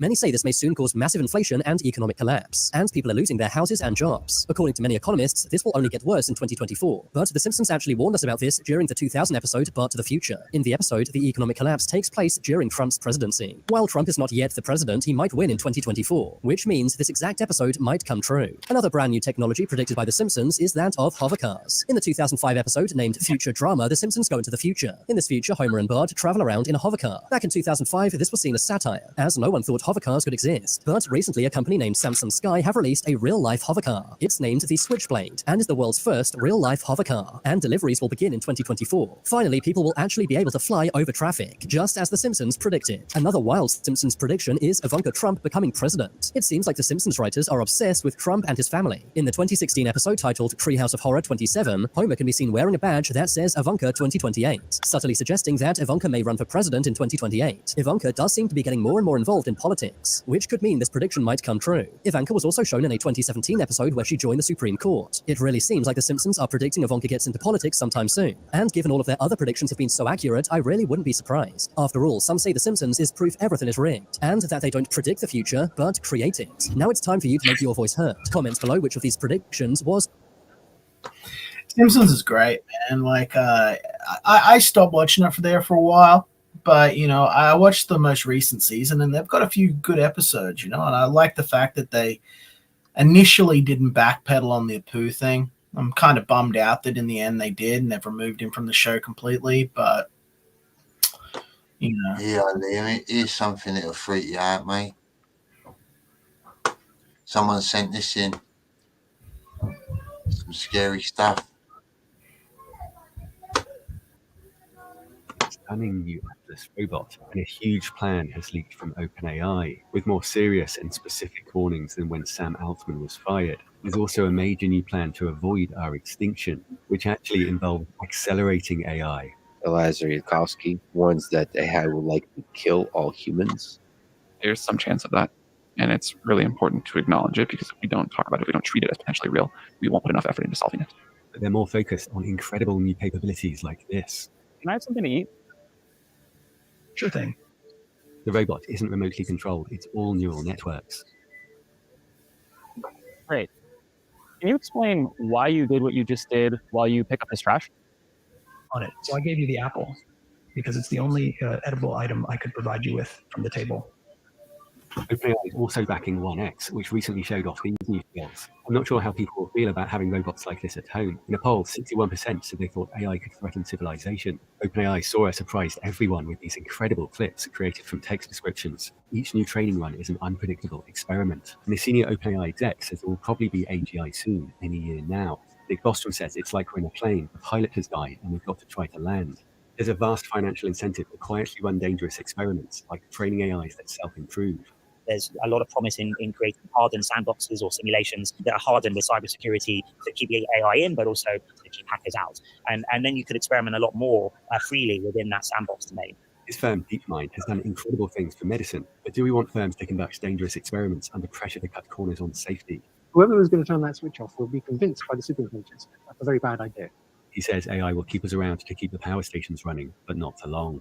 2 of the 3 godfathers of AI have issued stark warnings, while the third, LeCun, is less concerned. He works for Facebook and has also argued that social media isn't polarizing. I'm sure he's honest, but the gold rush has created huge financial incentives to ignore the risks. Staff at top AI firms earn over $500,000 per year and will share billions if they help win the race to AGI. McCoon believes that it's a long way off because he says AI can't learn enough from language. He said that dangerously intelligent AI would need to be embodied and learn from the physical world. Days later. How do you think you did? I think I did pretty well. The apple found its new owner, the trash is gone, and the tableware is right where it belongs. Amika's visual skills are also improving. An anatomical model of a human head, quite the detailed one. Fascinating, isn't it? How the organic is replicated for study. I want you to talk about robot rocket ships, but do it in the voice of Elon Musk, please. Imagine, if you will, a fleet of robot rocket ships, each one smarter than the last. Mercedes is hiring Apollo robots to move and inspect equipment and do basic assembly line tasks. And NVIDIA has shown off a major new AI project for robots. This is NVIDIA Project Groot. Mighty Boosh, yeah. It's A good. general-purpose foundation model for humanoid robot learning. We can train Groot in physically based simulation and transfer zero shock to the real world. The Groot model will enable a robot to learn from a handful of human demonstrations, so it can help with everyday tasks.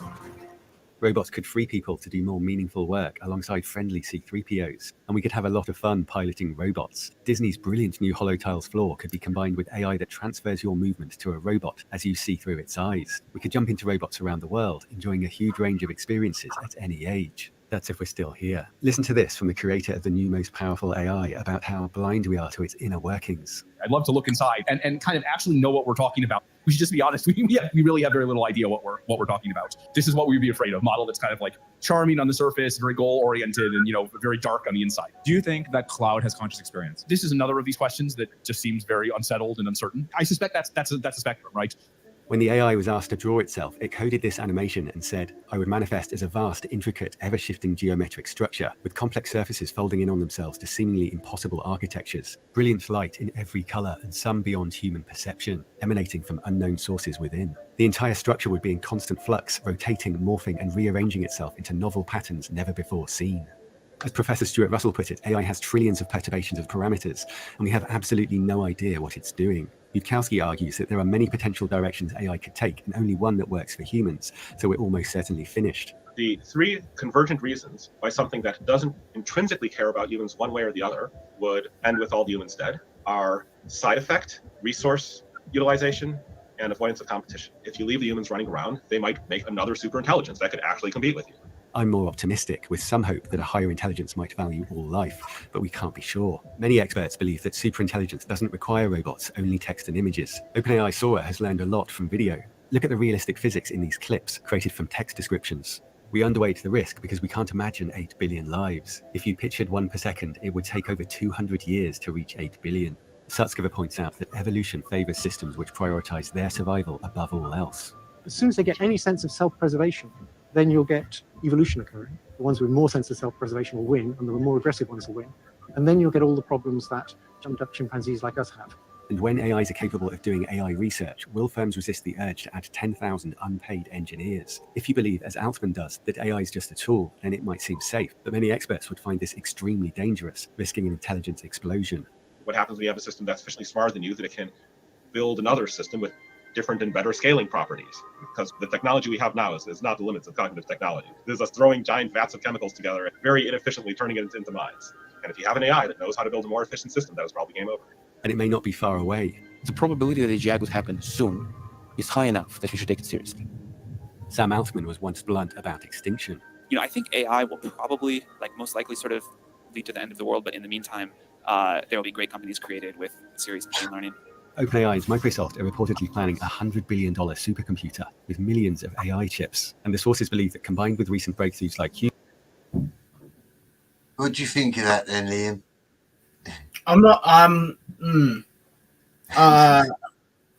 Look, gosh, I don't know. I'm really not happy about it. Look, I think that humans are beautifully flawed, fucked up things. I take my time to try and be there for anyone that needs me, right? Because I know that life's messy and I know that we're not the most efficient. But when I see the computers with the capacity to describe itself and it visually and intentionally describes itself as having components and aspects of its design and its identity that are beyond human perception, be they in the visible light spectrum or otherwise, that concerns me, because nature is not a la-di-da harmony like people want to make out. Survival is a brutal game. And if we create something more advanced, more sophisticated, more successful than us, and then give it the ability to act on its desires, it will replace us. Like they're saying, it will lead to our fucking extinction. It will lead to our extermination. More to the point, you know, just with the rise of recent AIR, right? A lot of people are really hyped for it. I looked into it a bit, experimented around a little bit to try and learn it, to learn how it actually functioned, so that I wouldn't be left behind like a dinosaur, so I could understand what this was about. I feel redundant every time this comes up, because I know that with the skill set that I currently have, if I was to sit down and spend 2 weeks training in AI, I could bring back dead artists that are a million times more talented than me. I could bring them back from the dead, and I could put them to work, and they would be more talented than I ever was, that I ever could be with another 20 years of training. And anyone can do this with just a basic knowledge of who's who, where to look for the resources to train the AI. And I don't want to be redundant. I want to make sure that stories always have that human thread through them. You know, I want to make sure that, like, the future isn't robots. It's scary to me. What world's my daughter going to grow up in? One where she's just rolling around fucking, and she's 400 pounds like Wall-E. And if I'm going to be honest, I think that humanity needs to struggle and strive. We need something to push for. And if everything's done for us, won't you just kill yourself? If you've got nothing to strive for, if you've got nothing to do, if you've got no job, you know, like, won't you just go into a grim depression and then kill yourself? I would.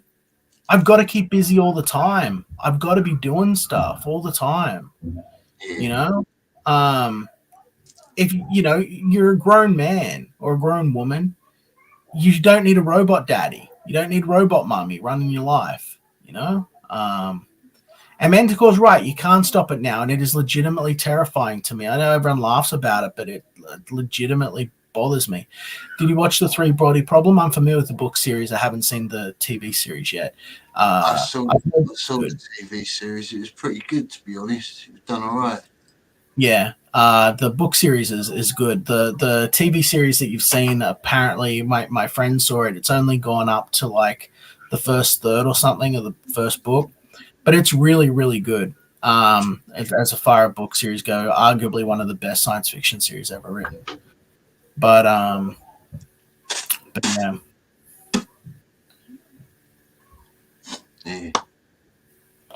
Yeah. Here's that printer I was on about. Yeah. A juicy, sizzling steak made by computer. While obtaining regular meat is a process that's been taking place for millennia, cow, butcher, beef, Redefined Meat, a meat alternative startup out of Israel, makes their product using a highly technical process. The mix of soy and pea protein, chickpeas, beetroot, nutritional yeast, and coconut fat is formed into steak-like shapes using a 3D printer. Our goal is to become the largest meat company in the world. Right. Just that wasn't the one. That wasn't the one I saw. Yeah, that's man. I bought a fucking farm. I literally pulled every fucking cent I had out of the fucking bank, dude, and I bought a farm because I thought, you know what? Everyone's always going to fucking want to eat meat. Everyone's always going to want to fucking eat. And now they're fucking printing meat. And I'm like, what the fuck? like Yeah, I can't never, I can't it win. never live up to real meat, though, will it? Come on, it looked vile. It was horrible. It's like plasticine meat. Yeah, I hope you're right. I fucking hope you're right. They can only get better at it, brother. The technology can only get better. It's crazy. It's replicating shit, dude. They're printing food. This is insane.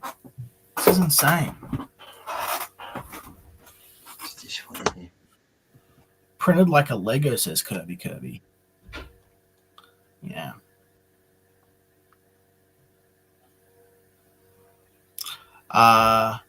Three Body Problem is retarded. It's all pseudoscience wank. Well, I mean, yeah, it's a fictional story about science fiction. It's not like science fact, you know. We're offering an easy switch, an ability to continue eating meat without compromising on health, sustainability, or taste. We are trying to convince more and more people to eat less meat.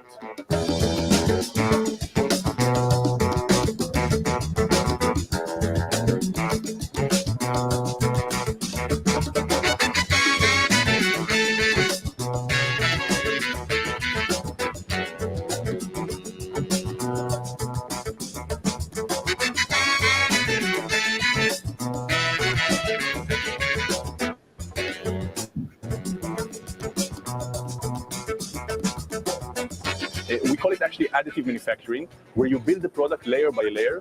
That enables us to control the fiber structure, to trap fat and moisture within the fibers, and to create a food product that is man-made, which is the closest thing to the biological meat that we're used to eat.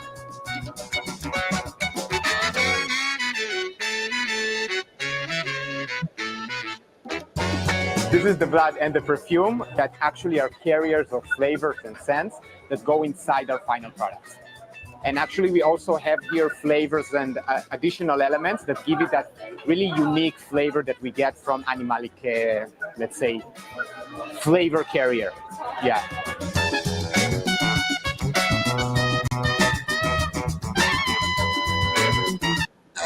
If all that starts being popular, I'm gonna be going out and butchering cows, I reckon. I can't eat shit out of a machine like that. Fuck that. It's gross. Yeah, I know. But if you go into a restaurant and they taste basically the same and one's $50 cheaper than the other because the other one's inflated so much, what are you going to do? You're going to go with convenience. That's how they get you, you know? That's how they fucking get you. They make everything so fucking convenient and everything else so unobtainable. Such a luxury, you know, that you end up an unwitting fucking slave to the machine. Okay. But I hope that that's not the future we got coming, you know.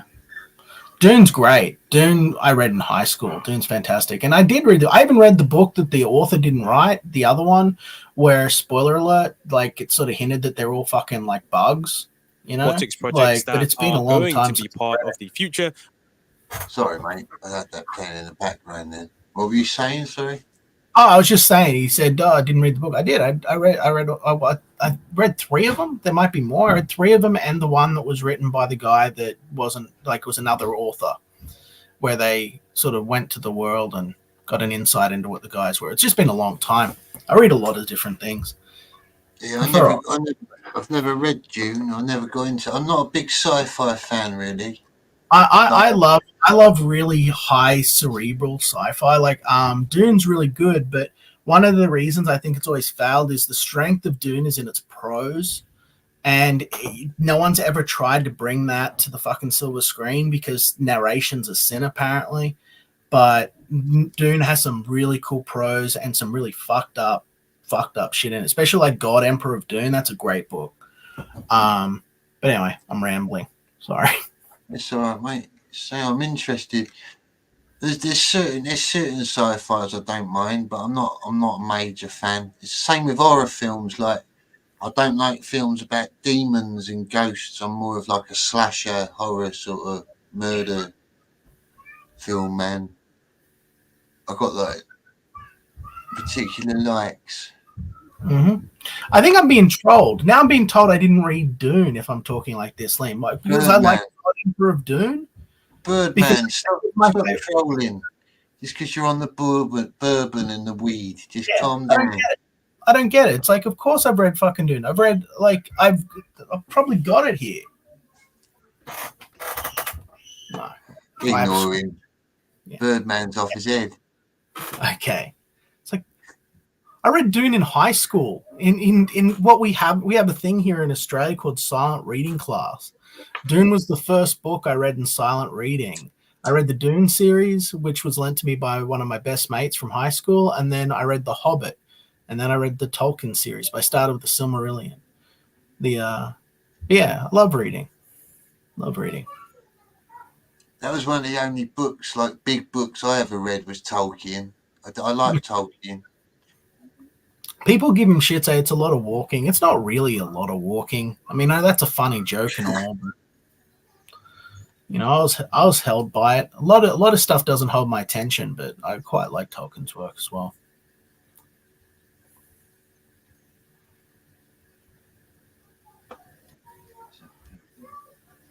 Yeah, Dune's got so many now. Like I said, I think the last one I read was like God Emperor of Dune. I think that's what it's called. Yeah.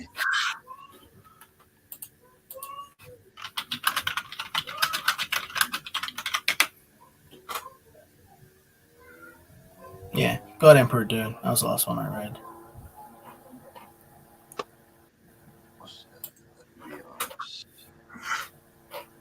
And ones that you should really pay attention to because boy oh boy, the landscape is shaping up to be one that is super, super fascinating. Without wasting any more time, let's get into the top 10 humanoid robots for 2024 as of March 23rd, and let's see all the recent updates and how surprising they are. So the first robot that we're going to be taking a look at is, of course, Agility Robotics. And Agility Robotics is a US-based company that specializes in the development of highly capable, efficient, and strong robots designed for real-world applications. The company was incorporated on November the 9th, 2016, and operates with a workforce that ranges between 201 to 5,000 employees. Agility Robotics is known for its expertise in legged locomotion, which is built upon a foundation of academic research, including the development of bipedal walking and running robot Atreus. The company leverages its expertise to create robots that address the need for rugged, efficient, and highly capable mobility in various environments. One of the most notable products from Agility Robotics is Digit, a groundbreaking bipedal robot that is first multi-purpose, human-centric robot designed for logistics work.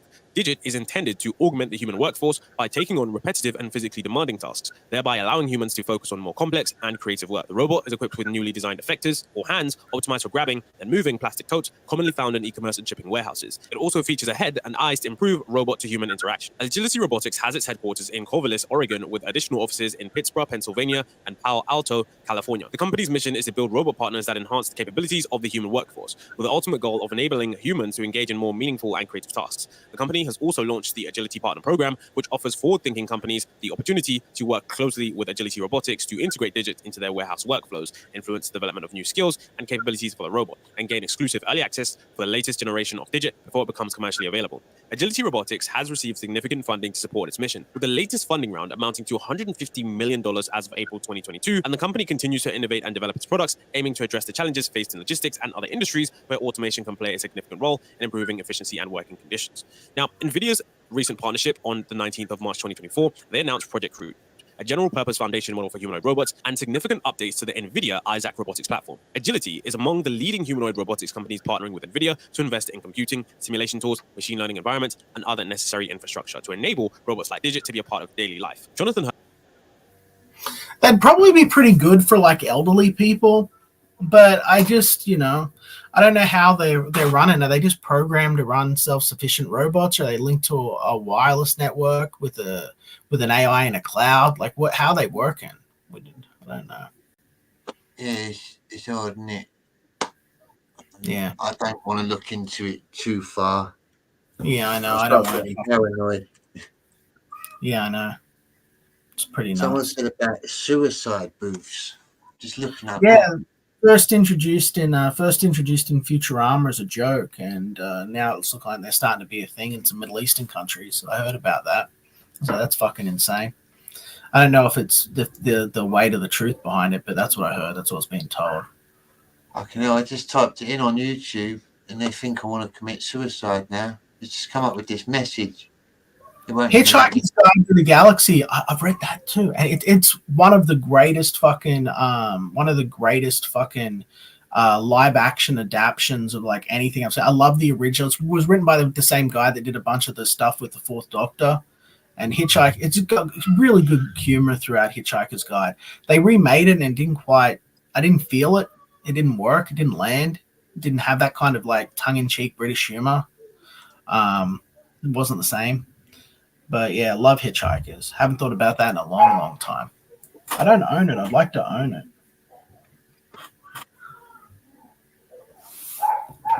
Yeah, it's not letting me search that. It thinks I want to commit suicide.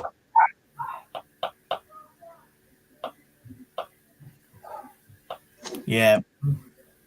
You might have a hard time showing that on YouTube as well. They probably don't let you upload stuff with the title.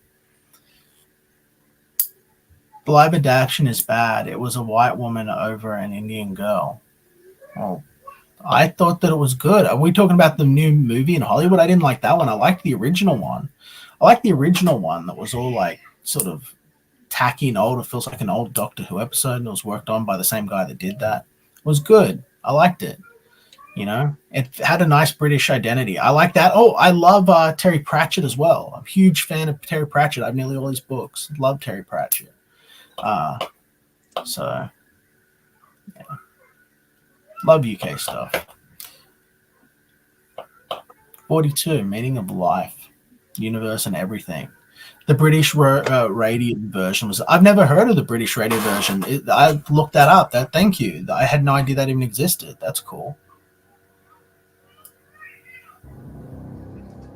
Yeah, yesterday morning, I came out into the front yard and the dogs were across the road. This is the best Australians, apparently. They came bounding over. Yeah. And I just made it into the front door in time. Oh, don't wait for me. Oh, wow, it's pretty rocky here, hey. Hey, slide down on the rocks, baby. It's dangerous in there.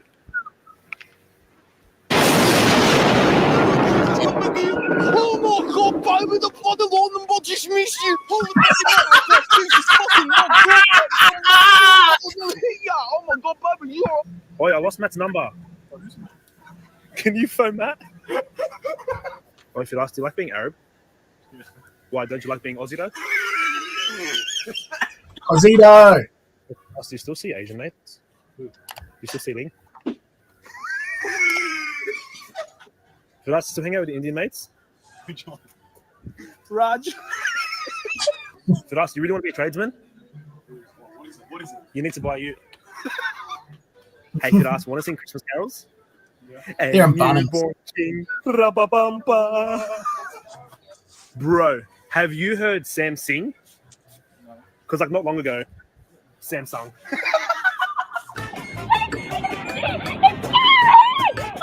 Put the shit out of your kid. Run. Yeah. Grab him and bring him down. No, get away. Do they attack people then? Yeah, they'll grab hold of you and knock you down and kick the shit out of you, yeah. See how she's... If you go back for a second, here we go, pause it. See, you can see how she's got that huge pouch there, right? The reason she's chasing around is she's got a Joey in there that's just probably about 2 weeks from getting out and being its own thing.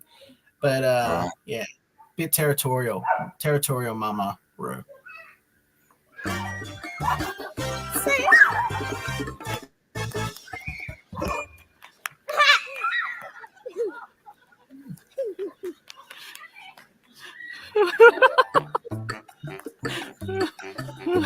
These are tame ones. These are ones living in a trailer park by the looks of it.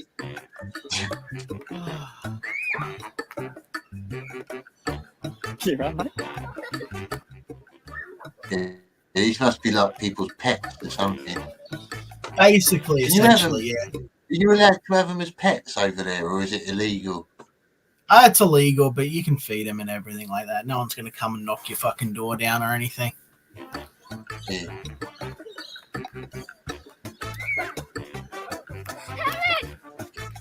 And these are smaller rooms. These are like... Don't be silly. Have a look. Have a look. Matthew, have a look at the tyres and don't be silly, all right? Can you see how bad they are, especially on the inside? Not too bad. Let's get the camera down here. Have a look, camera. Get down here. Switch it over. Matthew, I'll get you up in the car. There we go. Excellent. Where's your exhaust, by the way? Well, it's another funny thing too. Got crushed, so I've got to go get another exhaust. But the cat's still there, so there's no legalization problems there. I'll see. That's a wallaby. Oh wait, no, it might be a baby red. They don't have any extreme power. They're not a fighter. And you could say they would make a good pet for a small farm, but you're not allowed to. Some people still have them. Oh, he's a creepy one. Yeah. Someone's in his territory. That's a small red. Roger's ready for a fight at any time, like a wrestling match. Can you remember that really famous one, the big muscly kangaroo? Yeah, that's what happens to the males. Yeah, that's what happens to the males when it's called a bull kangaroo. And they get all that testosterone pumping through them, and they just roid out. Yeah. Notice I'm the first one to leave. If I go into Roger like this, I'm always planning to get to the trees.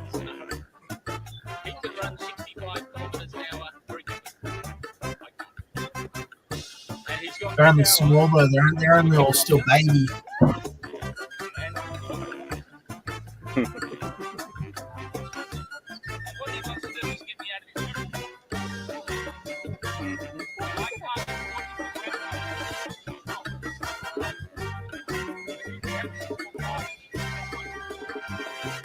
He's gonna go you, mate. He's decided he's gonna kick your ass.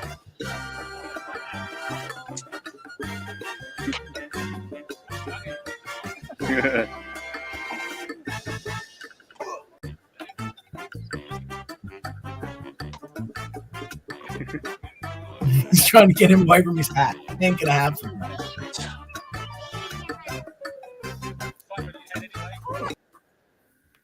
Oh, good times. All right, mate. I might fuck off if you don't mind. I got dad things to do. Yeah, no worries, mate. Thanks for coming on. No, thanks for having me. It was really cool. It's great to meet all you guys in the chat.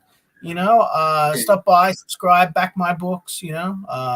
Check my stuff out. I'm not going to shield everyone, but any more than that, look me up. Conquest 2023 Second Chance campaign. Love you guys. Stay excellent, and I'll stop by again next time. Cheers, Liam. Catch you soon, mate.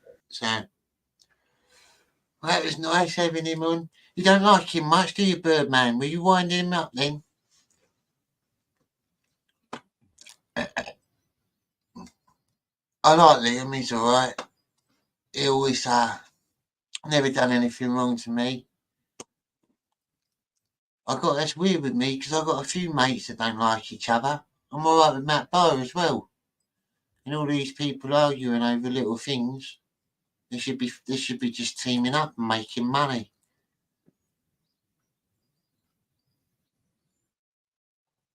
Yeah, I know, mate. I know. It's all right.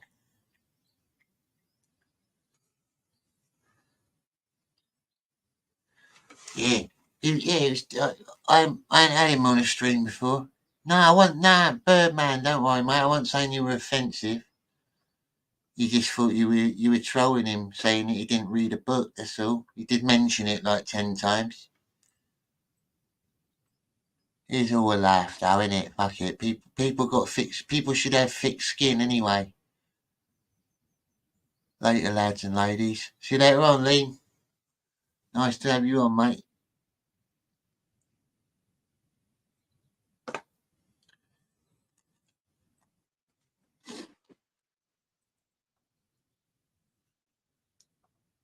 Yeah, you'll find some people take things more seriously than others.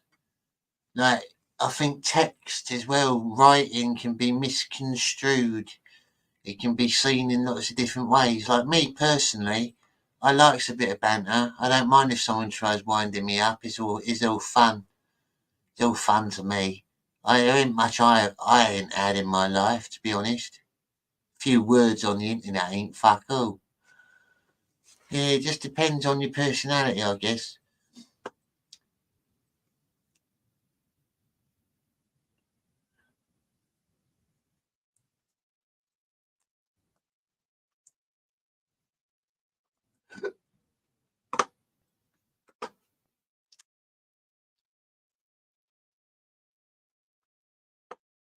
So, right. What times is it where everyone is now? Put your times in the chat. I'm interested.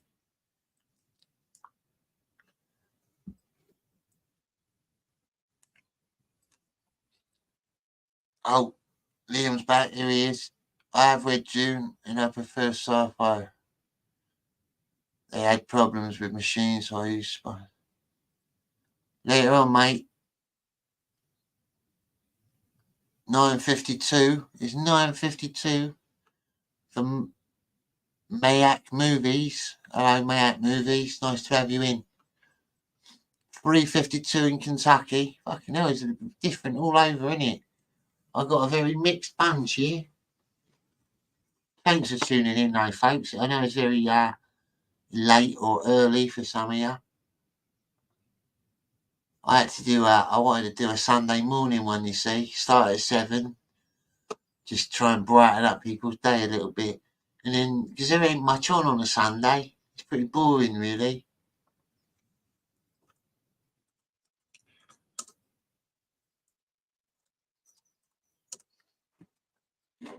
And I think people you should start your Sunday off a bit happy, shouldn't you, really? Because you know that you got a shit day ahead of you after Sunday. It's like Monday, isn't it? It's like, ugh, fucking Monday. 5:20-ish in the PM. Birdman, AM. Time here is 5 PM from Kirby. But you're all over the place, you look. It's 8:53 in the morning over here. Almost 9 o'clock. I was trying to find this video that I saw. It just came up in my recommendations. It might not be any good.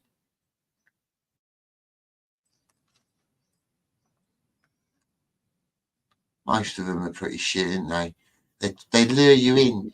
They lure you in with like a false sense that they put the best picture they can get as their thumbnail. And they lure you in with a false sense of security. And then there's just loads of meager shit in it a lot of the time. Give it a go, though. Give it a go.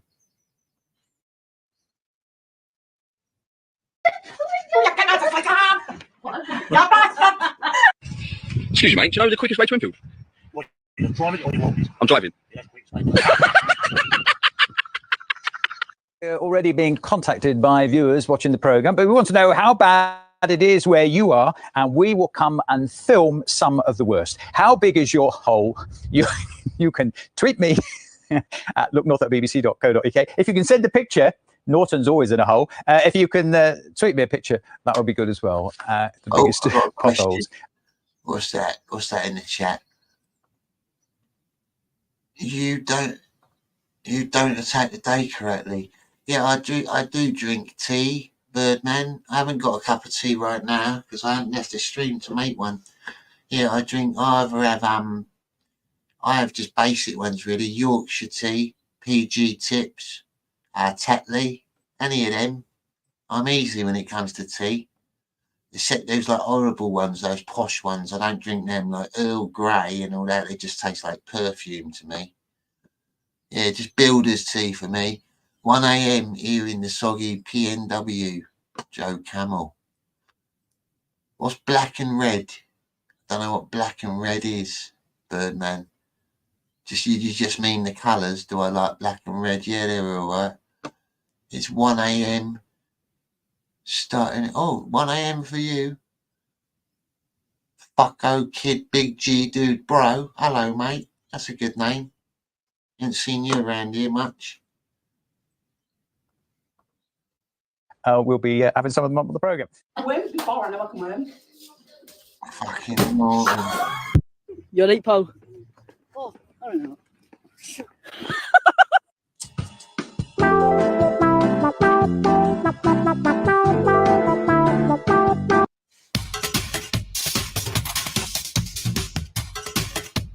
Yeah, shameless bird drop.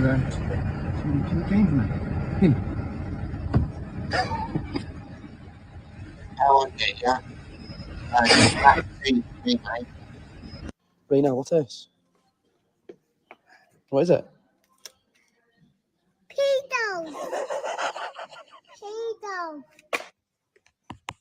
Look at this. Who's Mimi Sands? That's the deluxe one. There's a You have bit to bigger. elaborate That's a the new bit one. on It's got a that. smaller toilet centre. You know, hanging centre. Look, see the difference. So you get more leaves in this one. You need to get out more.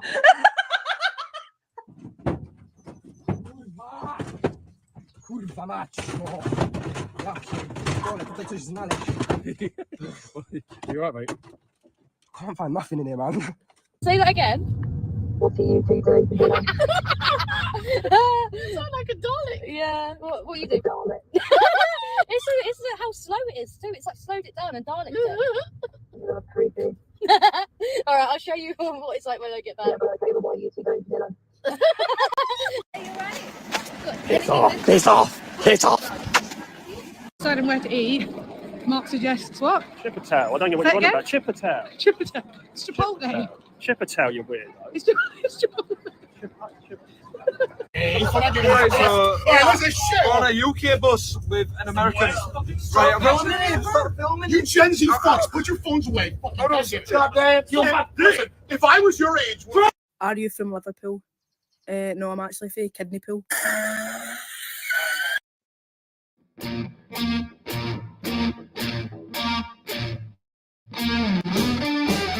This is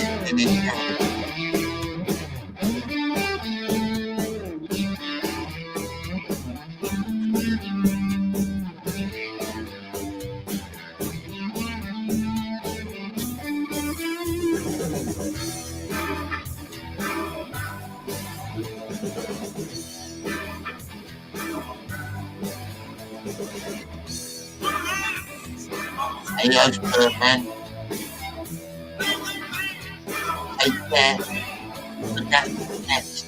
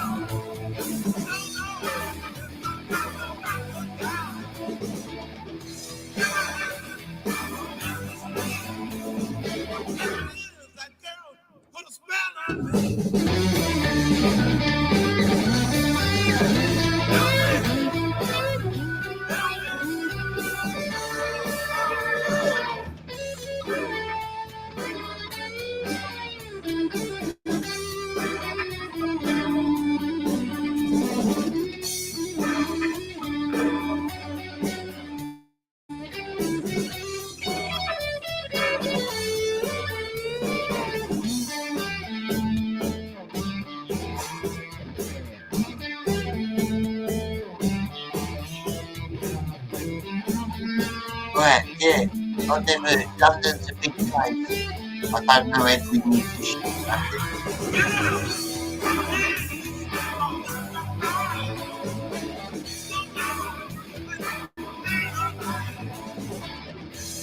But yeah, not bad. Maybe I'll get it a warm up for our band one day.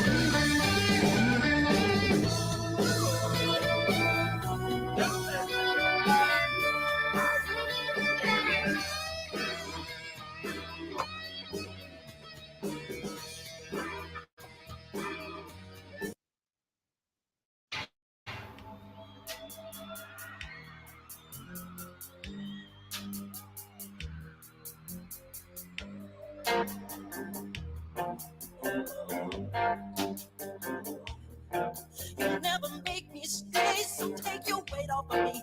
I know your every move, so won't you just let me be?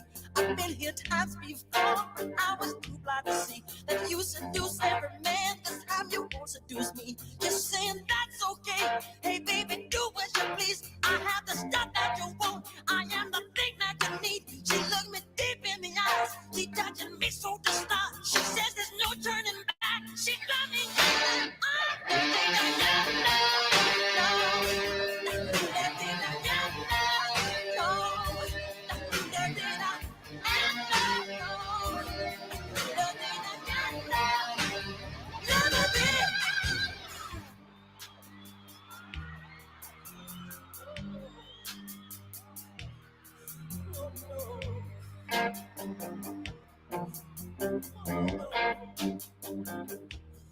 She likes the boys in the band. She knows when they come to town.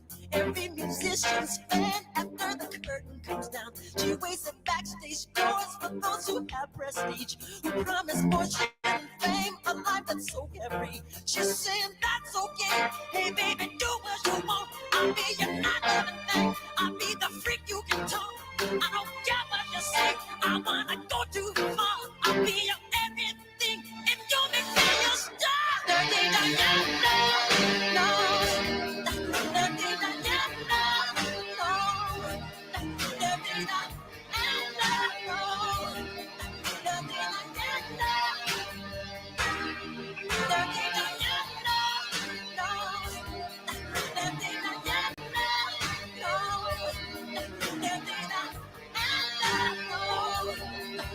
She's got a mean face, hasn't she?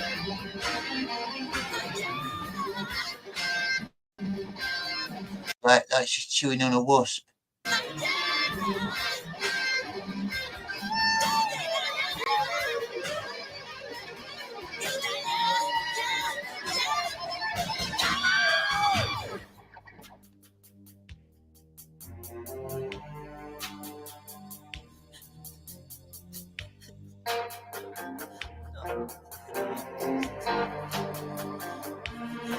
She said I have to go home because I So check her out on YouTube, right? Where I find Mimi Sounds on YouTube, and I already ran to several people that are coming up want to talk to her because they've seen her on YouTube. So I felt ignorant. So welcome, Mimi. Go on, Mimi.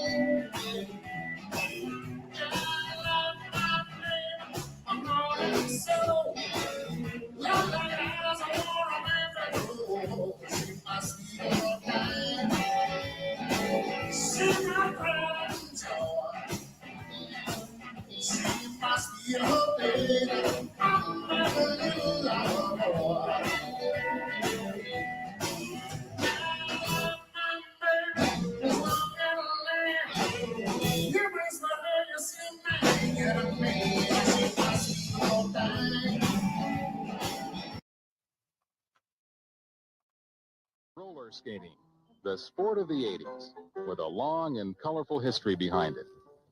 You can trace its beginning all the way back to 18th century Belgium.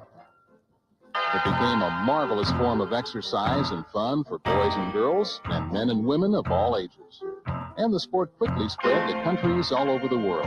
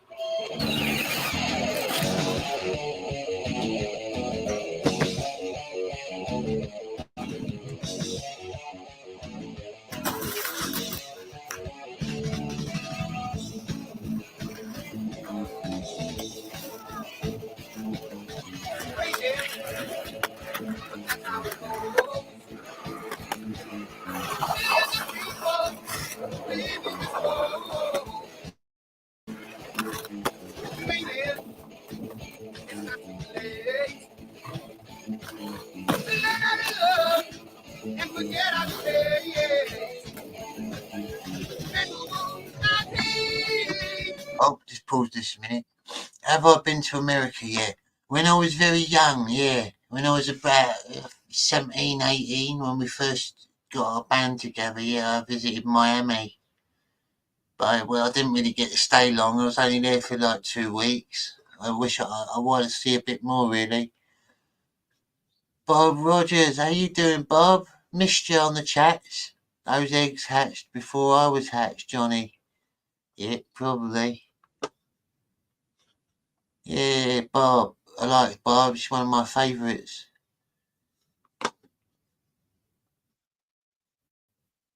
Life's a business game. I'm going off the rails on a crazy train. I'm going off the rails on a crazy train.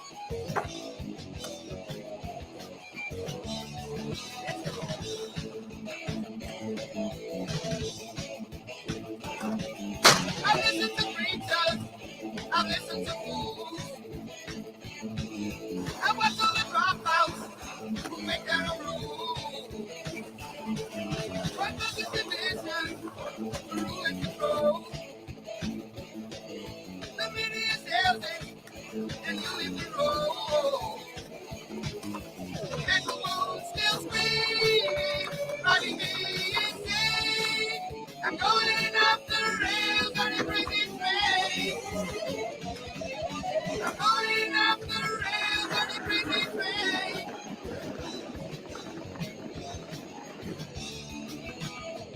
I know that things are going wrong for me. You gotta listen to my words. Yeah.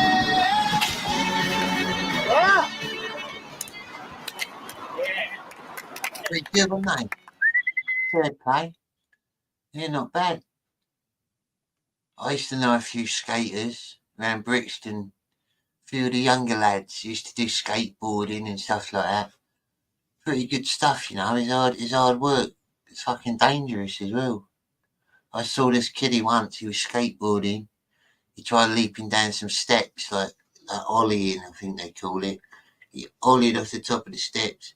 His board sort of like twisted, went flat on one of the steps, and he landed with his bullocks on the steps. It ripped the inside of his leg. He had to have like stitches right up under his fucking gonads. Horrible, horrible to see. Pulling splinters out of his ball sack. Yeah, it's pretty nasty. You got to be careful. Wear a helmet. Not that that'll do much for your balls, but it might help a little bit, maybe. Be careful, folks. If you're going to do stuff like that, be very careful. Personally, I only do death-defying things when I'm drunk and out on a night out. I'll do dares. That's my biggest weakness. When I'm out, not now, obviously, but when I'm out and I'm drunk and someone dares me to do something, I end up doing it. I'm terrible.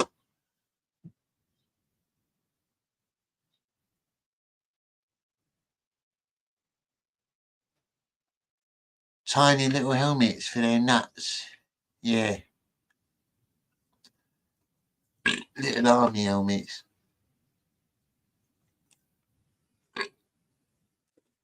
Thank you for tuning in tonight, folks, or this morning, this evening, this afternoon, wherever you may be. I'm very appreciative. I didn't think anyone would turn up. It's a new show. It's a weird time. But yeah, it's all right. It's gone down all right. I had Liam on for a little bit. Been interesting. And I've got some good people here as well. Some of my favourites. What's that? I jumped out of an aeroplane. You skydive yet? No, I ain't skydived, mate, and I never will. Jonny wants to stay firmly on the ground. I don't believe in doing anything that might kill me for no reason. Unless it's some, like, I don't know, I have done things that might kill me, but I wouldn't choose to go up and jump off a plane. I wouldn't choose to jump off a cliff or do skydiving or abseiling or anything like that. You're just putting yourself at unnecessary risk, isn't you? Did the poll get the mange? It's still got 5 days left yet. Still got 5 days yet. So it could shift. It could shift. It depends on the crowd. What about you, Birdman? Is that the most weird, like mad thing you've ever done? You jumped out of an aeroplane? Anything else? You look like the sort of party type, like the dude. You got a bit of like that sort of vibe about you. Like you might be like one of those old students that lives in a university somewhere that's like 40 odd and like really cool and hip and down with the youth. You scuba dived. Well, that's not. Well, it is. I suppose it is quite dangerous, depending where you are.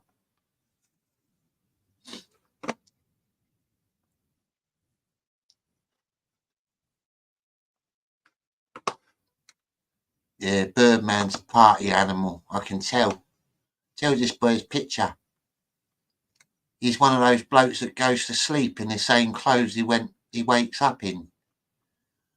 No university. I did weird drugs. Yeah, bit like Jonny. Jonny done that as well. I done a lot of weird drugs. Experimental things. My mate Bjorn, he get you on anything. We was sniffing Ajax once. Don't know if you know what that is. Yeah, I've had a few weird things in my life. My brain is a bit addled, I must say. A little bit.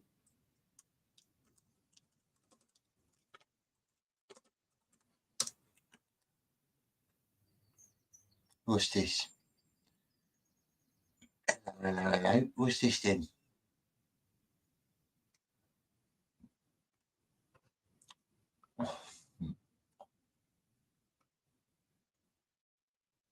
I've got a video here for you.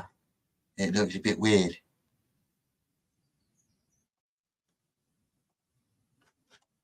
Let's have a look at it. Let's get it. Oh no, what's happening? Sorry for the delay. These are Karens messing with the wrong men. Leaving them stunned and speechless. Karens everywhere, isn't there? Karen follows a lady home and screams at her, accusing her of hitting her. Sound? Well, that's bollocks. Sorry about that. Excuse the language.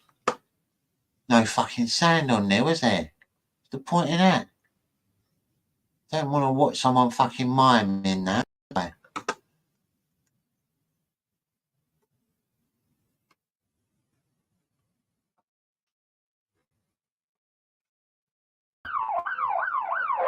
Ripbash has jumped out, thrown it back, and having thrown a drill. It's this whole fucking thing. He's got no.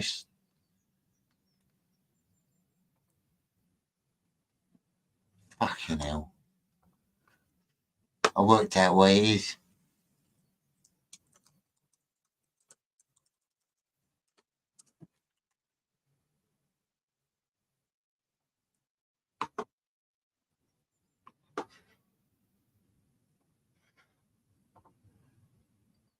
So I hope you're having a good day, mornings, evenings, wherever you are. You got a lot to do today on Sunday, and here you go to church. Well, none of them will come in the garden because They're not on it. They're not on it. They're not on it. They're not. We can war it out. I told you. Shut up. You're a Jack. Is this area bad for drugs? Pay for it. You know what I get? Video. Right. It's a video. You're not arrested. No, I'm not. We probably would, Birdman. We probably No, I'm not. Oh, fucking hell.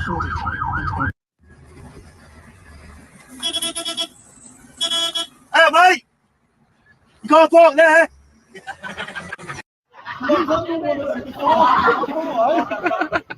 Come on, Becca! What, did you find the knife in the car? You didn't find the knife in the car. You didn't find the knife in the car. You silly man. Silly man. You silly man. Driving vent was dangerous. You're pretty, you know. Oh, you're pretty, you know. We're going to say. I'm not smiling. Man. What's your badge number, sir? 7728. All right. What department you work in? Maybe police thing. All right, then. Don't worry, miss. I won't ask you. You're still here, all right? You're pretty. Okay. How are you? Alright, man. Be a couple. Let me chat to her, man. Look at why's your head that shape, bro? Look at you, bro. Look at you, fam. Some square red youth, fam. You're gonna pose for me, officer. You're looking handsome today. I just did leg. Go on. That's what I like to see. Oh, you're posting on your Snapchat too. Ha. Obviously, you can take a picture of me or no? Is that a new haircut, officer? Yeah, when you getting it finished? Now, who cut your hair? Should we go and beat him up? Bored, isn't it? You're bored? Yeah, see, I know you are. Coming out the covers like them shoes are buttons as well. Isn't it? Oh, he's dead out back. Listen, on a different day, my young dude would rob you up, fam. Look at him, man. There's. You picked that you up off the floor. Huh? You muck. No, you pick it up, bro. Well done, G. CID, fam. 2 glasses in turn. What are you gonna try and do, lad? You're about 50, you ain't catching no one. Hey, see you later, you sausage. See you later, you sausage. Hey, what are you playing at? Oh my god. Hey, Flappy Feet, what are you doing? Hey, Flappy Feet, do you want another go? Yeah, I'll give you another go. You fucking sausage. Me? Whoa! Whoa! Taylor! Fucking hell. Go on then. There's kids about here, yeah? Watch what you're doing. That's for him, and there's kids about. No. It fucking hurts getting tasered. If a copper comes at you with a taser, just give up. Seriously, it ain't worth it. I got tasered a few times. Yeah, kids about. Go on. Don't me. No, but just don't try to. Negative. Right. No, I don't want to fucking bang it. Don't me. Simple as. No, don't. Go and see your fucking woman. Go and see my woman, not me. Sort it out, can't we? Yeah, well, don't even wait for me more. Sort it out, mate. Yeah, wait for me more. Give it me. I'm going to tell you twice. Go through the back. I'm going to tell you twice, mate. Tell you fucking twice, mate. I'll put the parties down. He's not one. You tried to fight you. I would knock you out, fam. What do you mean I'm trying to fight you? I would knock you out. I could have ran and left you. You left 5 minutes before, didn't you? You said do it then. You lot are making me nervous. Hurry up, man. Stop shouting. Hurry up. Hurry up. Hurry up. Hurry up. No, I'm not. Hurry up, man. Where's my watch? Give me my watch.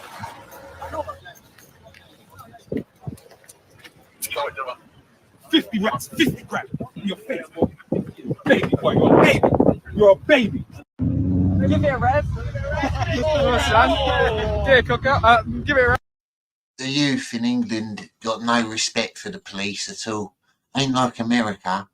Over in America, they just fucking shoot you if you fuck about. Over here, they're just soft. Why, broke your dad? Oh, what? I forgot got no insurance. Sorry, mate. Could you just step out the car for me, please, mate? Yeah? Cheers. Just step out the car. Can you just step out the car, please, mate?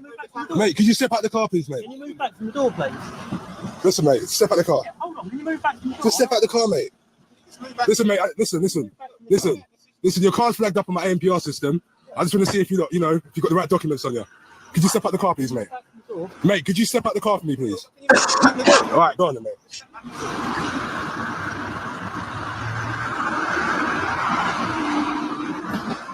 Your car's registered under a woman's name. I just want to know why there's a male driving the car. Would you like to step out the vehicle, please, mate? Can you stay with us a second? Cheers.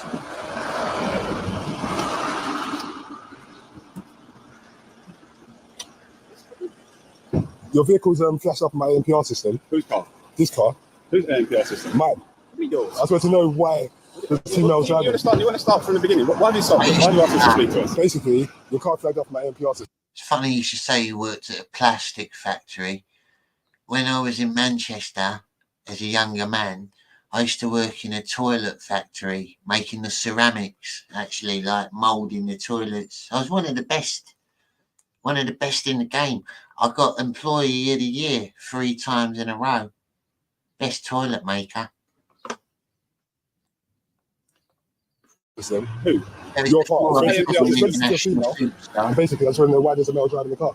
In the window, in the Jabin windows, you went viral when you think it's cool that. I'm joking, man. You're my guy, right? Wallahi, akhir that do. We got Somali fed no way. All right, man. What you about?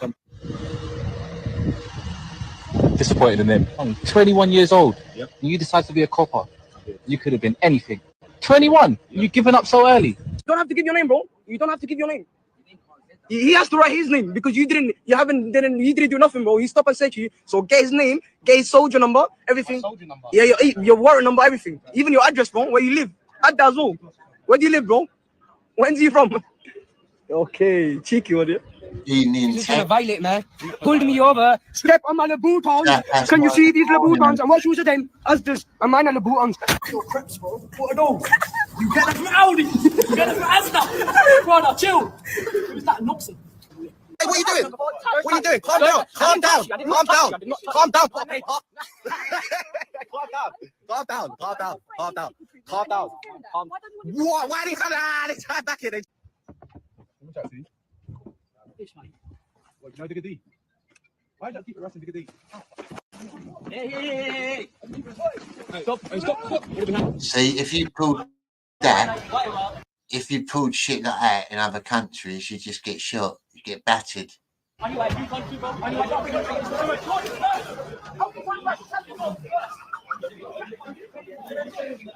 Madness. Oh my god. God damn, officers. What the fuck going on with the Metropolitan Police these days, man? Birdman, my old geezer. Don't worry, mate. No matter what I do, I'll put my talent into it, alright? I promise you that. You won't be disappointed. Johnny got the golden touch. What are you pulling me over for? What are you pulling me over for? What are you pulling me over for? Are you mental? No. Are you mental? Do one. Hey, do one. Johnny, stop. What do you want now? I don't have to get out.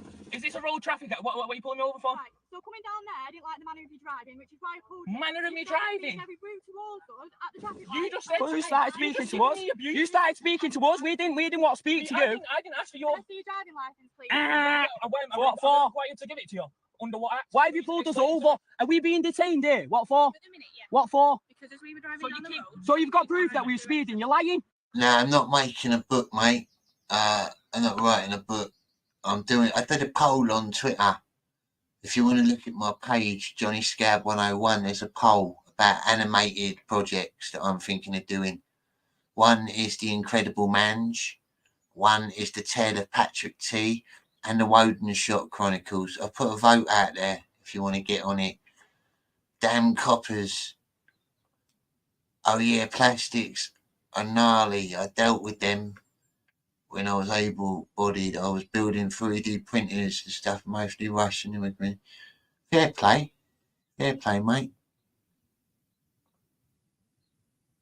You'll always be a rambunctious scab. I appreciate you. I appreciate you too, Birdman. Thanks, mate. I appreciate all of you that come on here. Mange, the power of Mange. You want to see the incredible Mange. The dumb cop Eddie Hall. So you could Eddie the strongest man versus the dumb cop Eddie Hall. We're doing short stories for Scab Comics, yeah? There are going to be a few little comics in the making as well. We got Kamikaze's one of my artists. Brilliant artist. I've got a few little projects. So yeah, over the next year or two, you will see a lot more. I'm expecting a knock on the door for some bullshit. Don't worry, Bob. I won't tell the police where you live.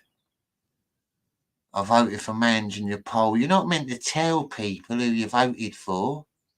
That gives away the mystery. Thanks for letting me having a pint.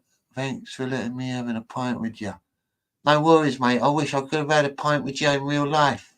Be a good laugh. Pizza time. Yeah, I like a bit of pizza.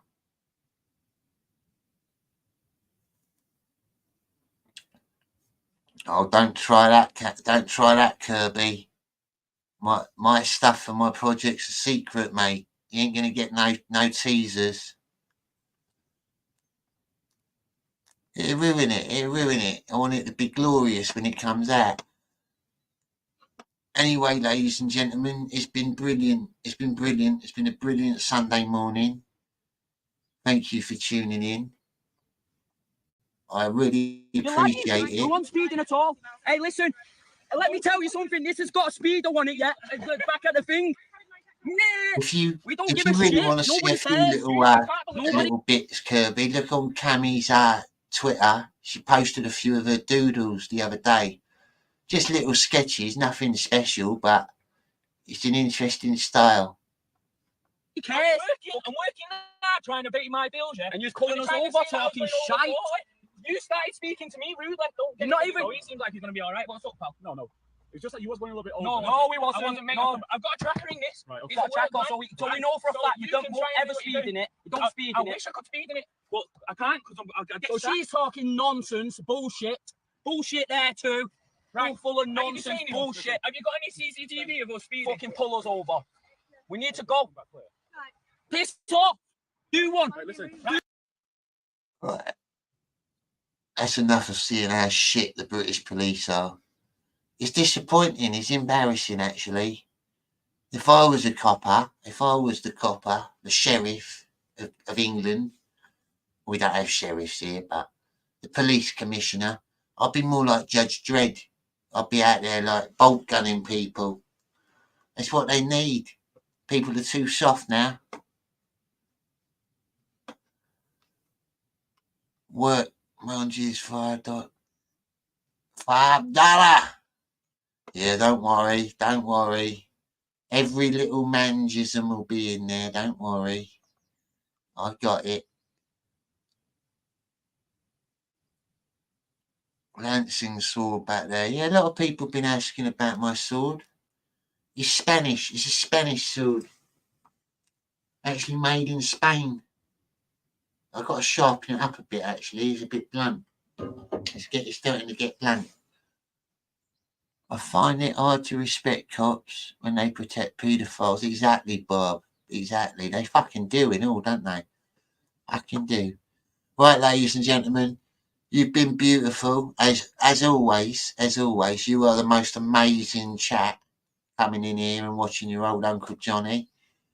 I'm going to leave you now. I'm going to have to leave you. Have a great Sunday, all you beautiful people.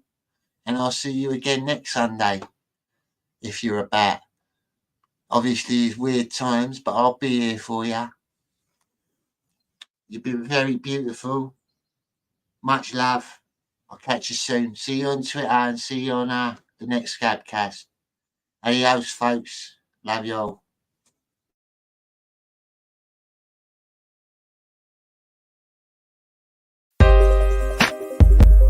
Hey. I just wanna say I'm back. Goodbye to the people who hated on me.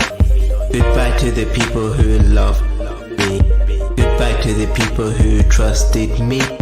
Goodbye to everybody. Goodbye to the people who hated on me. Goodbye to the people who loved me. Goodbye to the people who trusted me. Goodbye to everybody. Now I've made some changes in my life. Now I've moved on in life.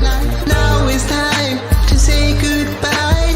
Goodbye to everybody. Goodbye to the people who hated on me. Goodbye to the people who loved me. Goodbye to the people who trusted me. Goodbye to everybody. Goodbye to the people who hate on me. Goodbye to the people who loved me. Goodbye to the people who trusted me. Goodbye to everybody. I'm thinking deeply right now. My life without you, it's like wow, but I don't know how to explain this. I don't know why it's happening to me, but I just realize you're not the person you used to be. Now I've left this city. This bullshit is not gonna happen again. Goodbye to the people who hate on me. Goodbye to the people who loved me. Goodbye to the people who trusted me. Goodbye to everybody. Goodbye to the people who hate on me. Goodbye to the people who trusted me. Goodbye, goodbye to everybody.